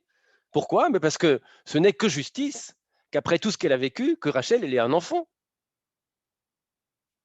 Il était temps. Et donc, on utilise ce terme-là parce que c'est le Dieu de la justice. Et puis après, dès qu'elle a enfanté son premier enfant qu'elle va appeler Joseph, hein, elle dit quoi? Au moment où elle l'appelle Joseph, elle dit Yosef li Hachem ben Acher. Elle dit, vous verrez ça au chapitre 30 hein, de la Genèse, elle dit que la transcendance, ici, voilà, la transcendance, c'est le tétragramme ici, on est au milieu, que le nom de Dieu, le nom propre de Dieu, m'ajoute un autre enfant. Mais là, elle ne dit plus Elohim, elle dit le tétragramme, la transcendance, la Tiferet ici. Quelle est la différence? Elohim, c'est le Dieu de la justice. Hein. Le tétragramme, c'est le Dieu de l'amour. Hein, mais pas l'amour ici du chesed, c'est le Dieu de l'amour équilibré. Parce qu'il y a l'amour déséquilibré, ça c'est la passion ici chez le chesed. L'amour équilibré, il est là. Hein, et elle demande donc à l'amour équilibré, au Dieu de l'amour équilibré, de lui donner un autre fils. Mais ce n'est pas de la justice, parce qu'elle a déjà eu son fils. Donc elle lui demande un cadeau en plus, une grâce si vous voulez. Voilà. Vous voyez donc, en fonction des cas et de ce que vous demandez et de ce que vous voulez, vous invoquez un nom ou l'autre. Mais bien sûr, c'est le même, hein, parce que vous visez derrière cette multiplicité des noms, le même infini qui est au-delà, là en haut. Hein. Mais cet infini vous échappe et vous le visez à travers la multiplicité, c'est-à-dire la pluralité des noms par lequel vous rentrez en relation avec lui. Voilà, c'est l'exemple que je peux vous donner très rapidement. OK? Oui. Donc, voilà. Oui. Simplement, donc ce n'est pas une question de prière. Donc, le choix du nom de Dieu n'intervient pas dans une prière. Par exemple, la prière du matin ou la prière du vin, ou voilà. Ah ben si, c'est-à-dire, ou la prière du Shabbat. Je vous l'ai dit par rapport au chemin, par exemple, hein, le fait qu'on vous dit Hachem Eloheinu Hachem Echad, hein, c'est la transcendance qui est notre Dieu. C'est déjà, ça veut dire quelque chose, bien sûr. Donc, les noms divins qu'on va utiliser dans la prière, ils sont liés à ce qu'on dit dans la prière, c'est évident. Voilà, donc… Oui, tout à fait. Pour les kabbalistes, c'est très clair. Ok. Évident. Donc, c'est jamais le hasard pour le kabbaliste. Voilà, c'est pas un hasard, c'est… Ah non, non, non. Voilà, c'est bien défini. Ok. Merci. Oui, alors c'est bien défini avec du jeu, hein, je vous rappelle. Alors c'est important ce que vous dites là. Je vous rappelle que les 10 séphirotes ici, dont je vous ai parlé très rapidement, trop rapidement, ne sont pas des concepts. Hein. Ce n'est pas un système conceptuel où tel nom de Dieu désigne telle chose de manière précise. Non, c'est beaucoup plus flou que ça. C'est un système métaphorique. C'est ça. Je vous donne l'exemple, hein, exactement avec le clavier. Vous pouvez me dire au clavier, le Do, c'est toujours le Do. Non, pas du tout. Parce que quelqu'un qui joue des accords, par exemple, hein, eh bien, en fonction de l'accord, le Do va prendre une couleur complètement différente de ce qu'il est quand il est joué tout seul. Oui, oui, j'ai bien compris. C'est la même chose avec les séphirotes. Bien sûr qu'il y a un noyau de sens qui ne bouge pas si on dirait n'importe quoi. Hein. Mais ce noyau de sens, il prend des couleurs différentes et donc des sens différents. Il s'ouvre à des combinaisons différentes en fonction des autres séphirotes avec lesquelles on le lit. Hein, donc, par exemple, c'était la question que Uzi avait posée. Quand on vous dit Hachem Elohim, ben, ce n'est pas Hachem tout court et ce n'est pas Elohim tout court. C'est les deux ensemble. Donc, ça veut dire quelque chose. Et dans ce passage où ça se trouve lié, ben, ça veut dire il faut maintenant interpréter qu'est-ce que ça veut dire. Voilà. Donc, la Kabbale n'est pas un système de concepts. Hein, ne devenez pas fou. Ce ne sont pas des définitions, puisque ces noms de Dieu vous mettent en relation avec l'infini. Donc, si vous définissez, vous idolâtrez ce qui doit vous ouvrir à l'infini. C'est-à-dire que plutôt que de vous ouvrir, vous vous fermez. Ah oui. Et oui. Merci. Et donc, le kabbaliste, il fait des métaphores dans le sens positif du terme. Hein. C'est-à-dire que c'est un langage en émergence sans arrêt en fonction de la manière dont vous allez jouer sur le clavier. Et chaque kabbaliste va créer un phrasé propre en fonction du lieu où il se trouve. Il va vous enseigner la relation avec l'infini selon ce phrasé qui lui est propre et qui n'est pas que vous ne pouvez pas confondre avec un autre kabbaliste. Voilà. Voilà. J'ai fait une très très longue introduction aujourd'hui, donc il me reste quand même à reprendre Gigatilla rapidement. Je vais simplement vous remettre en mémoire ce qu'on avait commencé à faire. Je rappelle que Joseph Gigatilla, donc c'est un kabbaliste du XIIIe siècle, qui est contemporain de la rédaction du Zohar et qui est peut-être d'ailleurs un des auteurs du Zohar. Je rappelle que le Zohar a probablement été écrit par plusieurs personnes. On est au XIIIe siècle en Castille. Celui dont on est sûr, c'est Moïse de Léon, qui est probablement le rédacteur principal, mais on pense que, en tout cas, on sait que Joseph Gigatilla a été en relation avec Moïse de Léon, et donc il y a de fortes présomptions pour qu'il ait aussi une part dans cette rédaction du Zohar. Mais Joseph Gigatilla a son œuvre propre, et donc moi, le texte que j'ai pris, c'est les portes de la lumière, Sha'arei Ora, et j'avais pris le chapitre 9, parce que c'est là qu'on parle de la question du mal. Alors je vais reprendre rapidement ce chapitre. Voilà. Et je vais relire, on va relire parce que c'est un petit exercice pratique. Une fois que j'ai fait l'introduction comme je l'ai fait, vous allez voir que ça va prendre du sens. Je vais le lire simplement en français, assez rapidement, pour aller plus vite en besogne. Bien sûr, c'est plus important que l'hébreu. Ici, c'est pour ça que dans ce document, vous avez l'hébreu en face.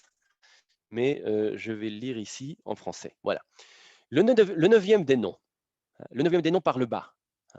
Donc, on est en train de parler ici de la séphira Chochma. Je vais tout de suite vous montrer où elle se trouve. Voilà la séphira Chochma. Vous voyez, ici, c'est la deuxième par le haut, mais comme Joseph Gigatilla, il a commencé son livre par le bas, eh bien, ça fait, quand vous commencez par le bas, ça fait 1, 2, 3, 4, 5, 6, 7, 8, 9. Donc, la neuvième, ici, c'est Chochma. Chochma, je vous rappelle, c'est la raison, la sagesse, littéralement, l'intelligence synthétique. Très bien. Je reviens donc à mon texte de Joseph Gigatilla. Le neuvième des noms de la sainteté, donc du nom par excellence de la transcendance, est appelé Ya. Je vous l'ai montré dans les Séphirotes. C'est lui qu'on appelle Ya, c'est-à-dire le même nom que quand vous dites Alléluia. Loué soit Ya. C'est un des noms de Dieu. D'accord? Je l'ai déjà montré, donc je ne vous le remontre pas. Tu dois savoir que le grand nom qu'est le tétragramme. Vous voyez que comme on ne peut pas le prononcer, on écrit les 4 lettres. C'est pour ça le tétragramme en grec, ça veut dire les 4 lettres. Yud, He, Vav, He. En français, ça donne, je ne sais pas ce que ça donne, puisque c'est imprononçable. Vous voyez, il n'y a pas les voyelles. Il faut savoir d'ailleurs qu'en hébreu, quand les voyelles qui sont écrites dans ce nom ne sont pas les voyelles du tétragramme, ce sont les voyelles de ce que vous devez prononcer, que ce soit Adonai ou Elohim. Donc les voyelles ne sont pas, c'est pour ça que les témoins de Jéhovah, oui, je me permets de dire le nom parce que je sais que ce n'est pas le bon. Ils ont simplement lu le tétragramme avec les voyelles de Adonai. Et ça a donné Jéhovah, mais ce n'est pas ça. Sinon, je ne le dirais pas. Donc, ils pensent que c'est le vrai nom de Dieu, mais vous voyez, qu'est-ce que signifie pour les témoins de Jéhovah le fait de croire avoir le vrai nom de Dieu. Et c'est pour ça que les rabbins nous ont interdit de prononcer le nom de Dieu. Quand je crois avoir et connaître le nom de Dieu, je crois que j'ai une emprise sur le divin. C'est-à-dire, je crois que le divin se réduit à ce que j'en connais. Mais je suis dans l'idolâtrie ipso facto.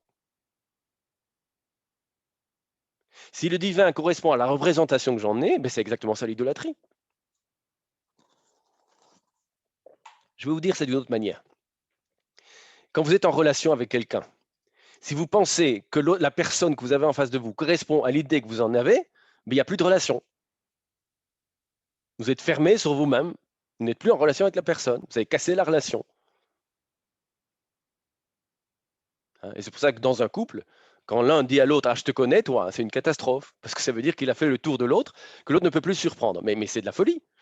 Être en relation avec quelqu'un, c'est précisément lui permettre de me surprendre, sinon qu'est-ce que vous allez chercher chez lui?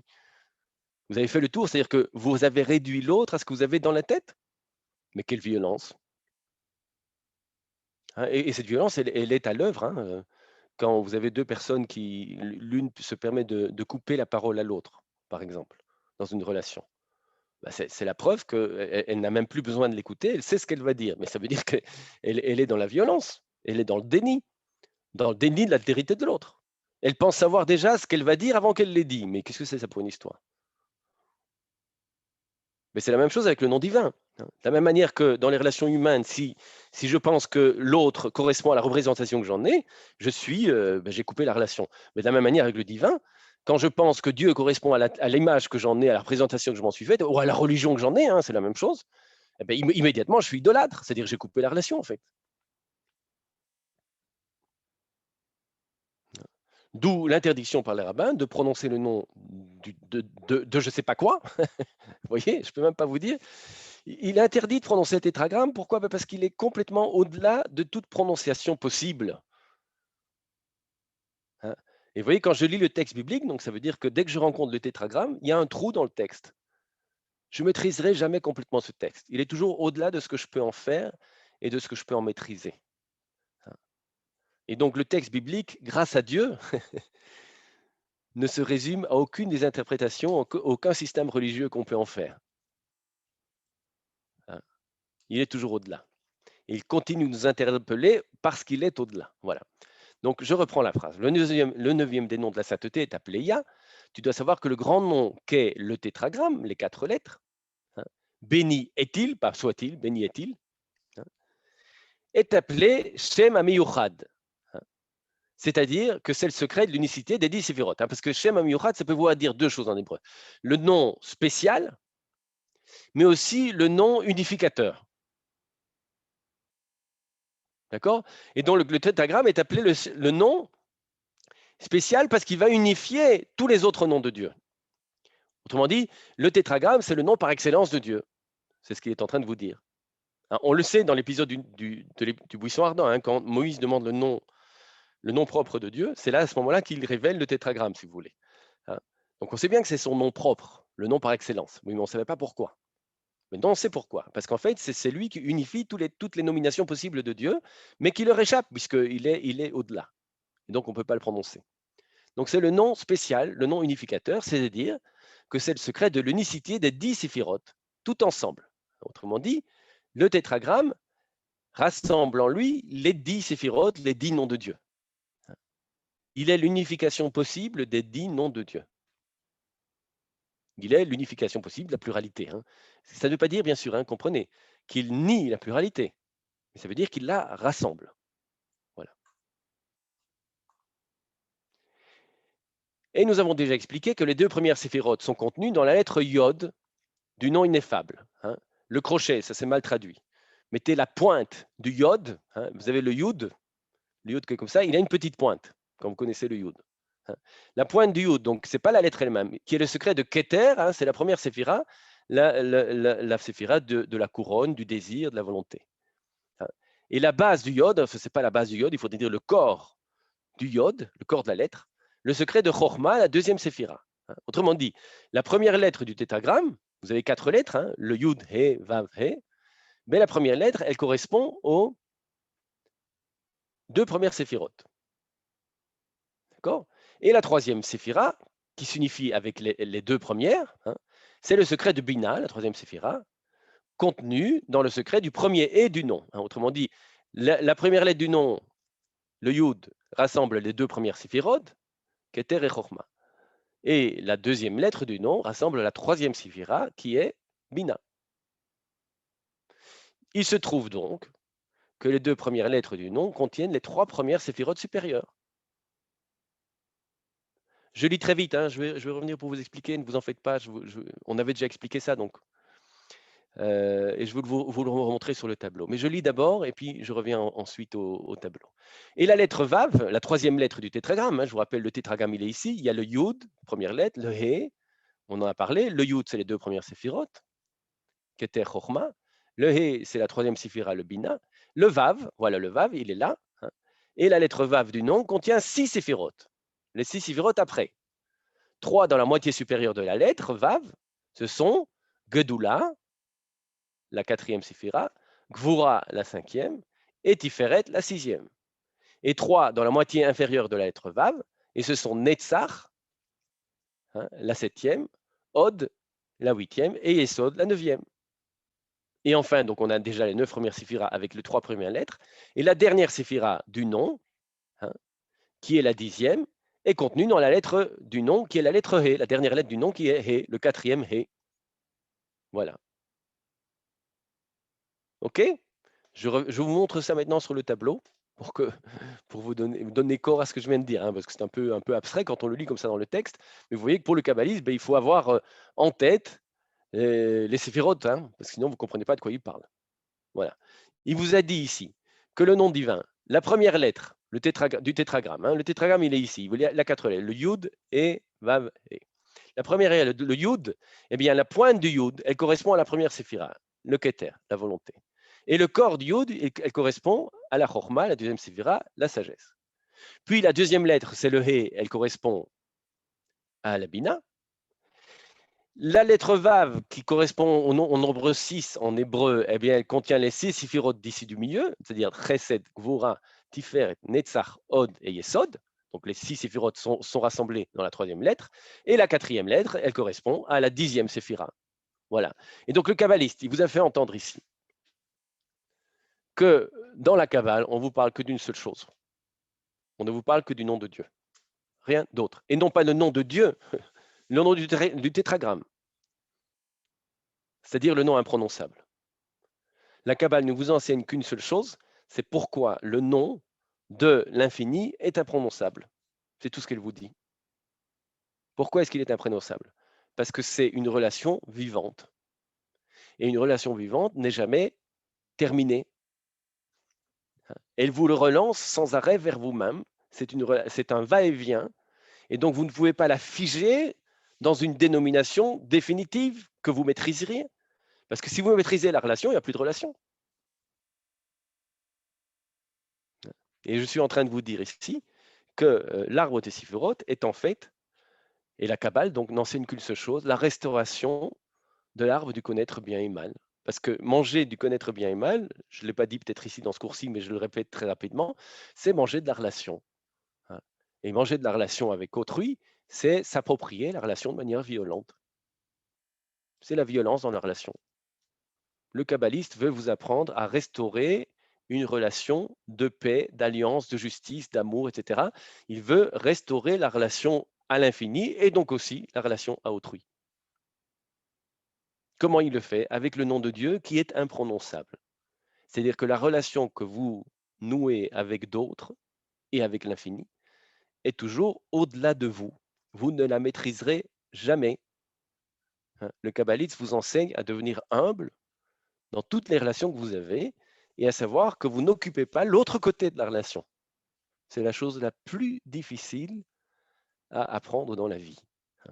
Savoir laisser place aux autres et pas seulement prendre la place. Il faut prendre la place aussi. C'est la première partie de cette première loi dans le jardin d'Éden. De tout arbre du jardin, manger, tu mangeras. Donc prends ta place. Croque le monde à pleines dents.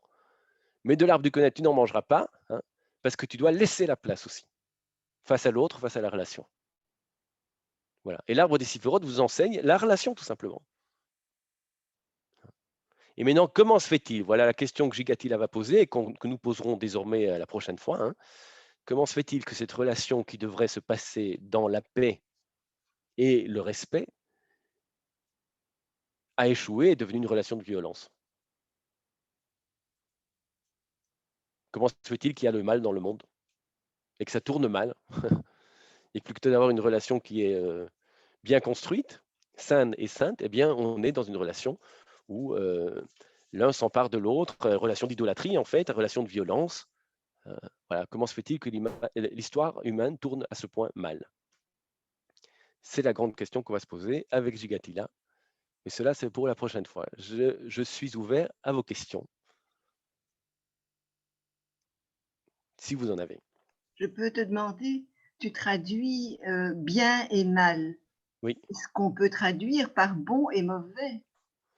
Parce que bien et mal est une connotation déjà morale. Oui, tout à fait. La traduction littérale, ce serait tov, vra, bon et mauvais. Tout à fait, On tu as la raison. traduit toujours par bien et mal. Oui. Moi, je suis un peu dérangée. Exactement. Mais non, parce qu'en français aussi, bien et mal peut avoir un sens adjectival. Ah oui. J'ai bien mangé, j'ai mal mangé. Oui, mais ça. Donc en français aussi, il y a la même, ça a la même. Alors en fait, pour le traduire mieux, il faudrait traduire, mais c'est pas du français, Oui. l'art du connaître bonnement, malement. Oui, eh ben oui. Voilà, ce serait plus juste. Malement. Merci. Bonnement, malement, mais c'est un néologisme.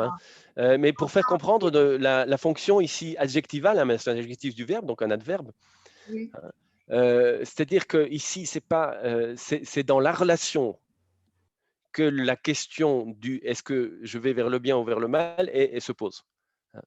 L'émergence de la relation fait que, comme je ne maîtrise pas l'autre côté, je ne peux pas savoir d'avance ce qui est bien et ce qui est mal. C'est pour ça qu'il faut renoncer le bien, le mal, tu as raison. Ce ne sont pas des substantifs, ce sont des adjectifs de la relation. Oui. Et donc la question éthique n'est pas une question morale, elle est au-delà de la morale. Hein. Oui. Il vaut bien sûr mieux que j'aille vers autrui avec une bonne morale. Hein. Autrement dit, que j'aille vers autrui avec une intention bonne, c'est la morale kantienne, elle est nécessaire, mais elle n'est pas suffisante. Pourquoi? Parce qu'avec l'intention bonne, je peux faire du mal. Ah oui. Parce que ça ne dépend pas de moi. Ce que j'ai dans la tête, ma volonté de faire le bien, ne suffit pas pour que ce soit réellement du bien. Pourquoi? Parce que ça dépend de l'autre et de sa manière la manière dont il va recevoir mon intention. Et je peux, au nom du bien, faire le mal. Hein, c'est même la définition même de la tyrannie. Hein. Qu'est-ce que c'est la tyrannie? C'est quand quelqu'un vous veut du bien et vous impose son bien à lui sans vous prendre en compte. Oui. Mais il le fait pour le bien. Hein. Oui, c'est violent. Il vous fait du mal au nom du bien. Oui. Et donc, c'est ça qu'il faut comprendre. Il n'y a pas le bien, le mal. Il y a dans l'agir, la question qui doit toujours se poser, est-ce que mon action est bien orientée ou mal orientée? Vous voyez que c'est des adjectifs. Oui. Oui. Et donc, je dois réorienter au cœur de mon action, même avec ma bonne intention, mon action en fonction de la réaction de l'autre. C'est ça l'éthique. L'éthique au-delà de la morale, c'est ça. Elle n'est jamais connue à l'avance. Ce n'est jamais un système éthique. Il n'y a pas de système. Elle s'invente au fur et à mesure des pas qui me portent vers elle. C'est une dynamique jamais finie. Et donc, ne confondez jamais l'appel éthique, qui reste un appel extérieur, parce qu'il est au cœur de la relation, de toute relation, et la morale. La morale est la manière dont j'ai pu intérioriser l'appel éthique avec mon expérience, l'histoire. Donc, elle est nécessaire parce qu'elle me donne une première approche qui est mieux que si je n'avais pas de morale. Et surtout, elle me donne avec Kant une intention bonne. Mais il ne suffit pas parce que c'est pas parce que dans le passé c'était bon qu'aujourd'hui c'est bon. J'en sais rien. C'est pour ça que dans la tradition juive, on n'a jamais fini d'étudier. Hein, je rappelle avec le Midrash, chaque nouvelle situation exige une nouvelle réponse de ma part. Donc faire comme on a fait avant, mais c'est pas juif ça. Ouais, vous avez des juifs qui sont les maniaques de la répétition. Ouais. C'est pour ça que vous avez beaucoup de blagues. Je ne sais pas si vous avez remarqué ça. Il y a beaucoup de blagues sur les perroquets dans le judaïsme. Oui. Les répétiteurs. C'est-à-dire que ceux qui font toujours la même chose. Ils ne peuvent plus bouger. Ils sont coincés. C'est de vrais animaux. Des bêtes de somme. Parce qu'ils dorment dans leur vie, en fait. C'est ça que ça veut dire, les bêtes de somme. Ils sont plus capables, en fait, de se rendre compte que la situation à laquelle ils sont confrontés est nouvelle et qu'ils doivent réagir. C'est-à-dire écouter la voix de l'infini là où ils sont et pas répéter ce qu'on leur a dit avant. Oui. Merci. Voilà. J'ai pas Oui. une question. Enfin, je trouve que dans tout ce que vous avez dit, on retrouve fort. Enfin, j'ai l'impression d'avoir un peu la philosophie de Lévinas. Je ne sais pas expliquer parce que c'est presque dans l'autre devient mon miroir et l'autre devient important par rapport à moi. Tout à fait. Ce n'est pas un hasard parce que je suis un fidèle disciple de Lévinas. Je l'ai cité tout à l'heure, je vous ai dit à propos de Hermann Cohen, Franz Rosenzweig, Emmanuel Lévinas. Ce sont vraiment les grands philosophes pour moi, les premiers philosophes vraiment juifs. Oui, parce que Lévinas, il y a parfois il va un peu loin, mais grosso modo, il reprend quelque chose qui est fondamental dans la tradition juive. C'est que je ne peux pas aller à Dieu si je passe sur le cadavre d'autrui. C'est pas possible. C'est ça. Et donc, aimer Dieu, c'est ipso facto aimer la personne qui est à côté de moi. Et si je ne fais pas l'épreuve de l'altérité d'autrui, comment voulez-vous que je fasse l'épreuve de la divinité? C'est de la blague. Si je ne supporte pas celui avec qui je vis, comment voulez-vous que je sois capable de rentrer en relation avec l'infini? Non, pour le judaïsme, l'autrui est créé à l'image de Dieu. Donc, si vous ne supportez pas autrui, c'est que vous avez un problème par rapport à Dieu. C'est ça qu'il faut comprendre. C'est très important, ça. Lorsque je ne supporte pas autrui, c'est que j'ai un problème face à l'infini. Une petite question. On parle de l'infini, on parle de l'immanence, ou du comment vous avez dit, de la transcendance. Du Ein Sof. Mais faut-il être forcément dans la croyance, je ne sais pas comment l'expliquer mieux, que pour pouvoir suivre les séphirotes? Je ne crois pas. Je crois que c'est presque par l'étude des séphirotes qu'on peut arriver à l'immanence. Parce que je ne suis pas sûre que dans le judaïsme, on demande forcément au départ de parler de cette façon de Dieu. Non. Alors, attendez, deux réponses. Première chose, la foi n'est pas le cœur du judaïsme. La foi est le cœur du christianisme. Voilà. D'accord. Okay. Souvent, on confond l'un et l'autre. C'est pas vrai. Un rabbin ne va jamais vous demander si vous croyez en Dieu. Un rabbin va vous demander si vous faites Shabbat ou si vous mangez kasher. Ce n'est pas du tout la même question. Et je vous rappelle, moi, cette anecdote qui est très importante. Autrement dit, l'intériorité humaine face à Dieu, il n'y a personne qui peut la juger. C'est ça. Et je vous rappelle cette anecdote qui est Hannah Arendt, la philosophe allemande, qui, comme beaucoup de juifs à l'époque, n'allait pas dans une école juive. Donc, le dimanche, il y avait le Talmud Torah. Et donc, elle allait au Talmud Torah le dimanche. Et puis, il y avait un rabbin qui lui enseignait la Bible et puis le Talmud, etc. Et un jour, elle était très embêtée parce qu'elle avait quand même un problème de conscience. Et elle va voir le rabbin et dit: Monsieur le rabbin, écoutez, je suis vraiment très, très gênée et tout ça, mais je dois vous avouer, je ne crois pas en Dieu. Et à ce moment-là, le rabbin lui dit: mais qui te le demande? Voilà la réponse du rabbin. C'est pas la question. La question pour la tradition juive n'est pas est-ce que je crois ou je ne crois pas en Dieu, mais est-ce que je prends au sérieux sa Torah? C'est-à-dire l'interpellation que la Torah me transmet. Et ce n'est pas une question de croyance, ça, c'est une question de responsabilité. Voilà. Est-ce que je suis responsable face à cette interpellation que me transmet la Torah? Ouais. Mais Eddy, comment tu traduis le mot Emouna? Emouna, moi, je traduis par confiance. Je traduis par confiance. Moi aussi, ok. Fermeté et confiance. Oui, la confiance. Une notion de fermeté. Fermeté aussi. La confiance dans le sens où je sais que l'autre côté est ferme et solide. C'est ça. Donc j'ai confiance. Oui. Amen, Emouna, tout ça c'est le même. Ouais. Comment tu expliques que dans toutes les traductions rabbiniques, on parle de foi? Mais ça, c'est parce que c'est le français. Le français a, et puis peut-être aussi parce qu'il y a eu, souvent les traductions rabbiniques, c'est le 19e siècle. La très mauvaise traduction rabbinique qu'on a de la Bible, par exemple, c'est le 19e siècle. Et quand ils traduisent, ils ne traduisent pas eux. En fait, vous avez deux manières de traduire. C'est soit de rester proche de l'hébreu, soit d'être proche de la langue vers laquelle vous traduisez. Au 19e siècle, ils sont proches du français. Et donc, ils ne traduisent pas la Bible, ils la transposent en fonction des attentes du milieu français dans lequel ils sont. Donc, ils traduisent très mal. C'est la pire tradition de la Bible, celle du rabbinat au XIXe siècle. Plus mauvaise. Ouais. Ben oui, parce qu'en fait, ils font ils abandonnent la source pour être cohérents avec l'ambiance du XIXe siècle. Et donc, en fait, quand vous lisez cette traduction, c'est une très bonne manière de savoir ce qu'on pensait au XIXe siècle, tout simplement. Tout à fait. Merci. Et d'où l'usage de mots foi, par exemple. Oui. Alors que la différence entre la confiance et la foi, de nouveau, la foi, c'est ce que j'ai intériorisé de la confiance, parce que la confiance, c'est une relation. Quand j'ai confiance en quelqu'un et qu'il me téléphone à 3 heures du matin, je ne l'engueule pas. Je sais qu'il a ses raisons. J'ai confiance en lui. Vous voyez, c'est une attitude pratique. Mais quand j'ai foi en quelqu'un, c'est autre chose. La foi, c'est l'intériorisation de la confiance que je peux avoir avec l'autre. Mais de nouveau, c'est une intériorisation. On ne vous demande pas ça. C'est bien sûr que vous le faites, mais ça n'appartient pas au champ des rabbins. Mm. Les rabbins ne vous demandent pas d'avoir la foi, ils vous demandent d'avoir confiance. C'est tout.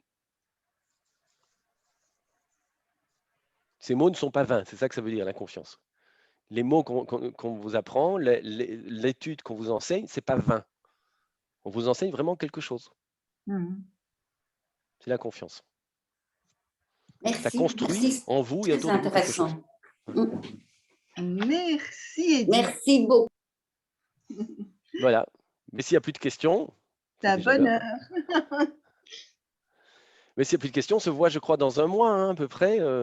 Oui. À peu près. Cette fois-ci, on rentrera tout de suite dans le texte de Gigatila. Donc, ne vous en faites pas. Je vais vous donner la date exactement. Édouard, est-ce que tu peux libérer le partage d'écran? Et donc, la prochaine date, oui, parce que je dois partager un document. La date prochaine, donc, c'est... Voilà, je te le libère. Il est libéré là. Merci beaucoup. La prochaine date, c'est donc... Allez, je ne trouve pas. C'est juste dans un mois, je pense. Jour pour jour. Je pense que c'est le 23. Tout à fait. Exactement, c'est le 23. C'est 23 mars. On sera au printemps.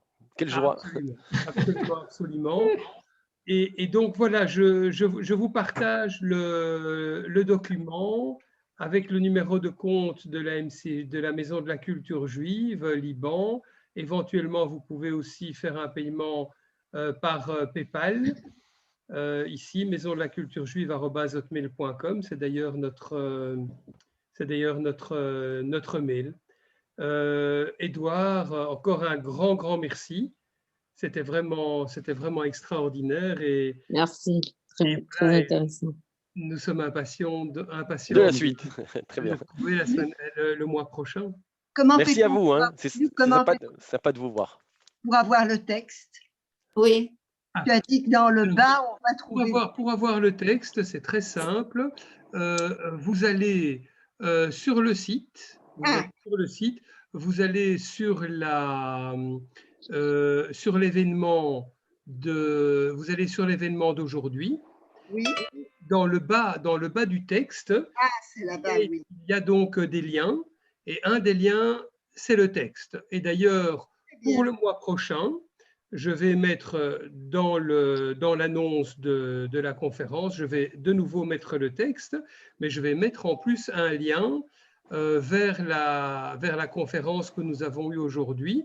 Comme ça, d'accord. Mémorer, pourront aussi aller écouter, réécouter, ou éventuellement, si vous avez des connaissances qui veulent qui t'intéressent à ça, eh bien, vous pouvez leur dire, mais écoutez, il y a déjà le lien pour la première conférence, donc sur le site. Voilà. Le site, c'est très simple. C'est le site qui est écrit en dessous, ici, maisondelaculturejuive.be. Oui.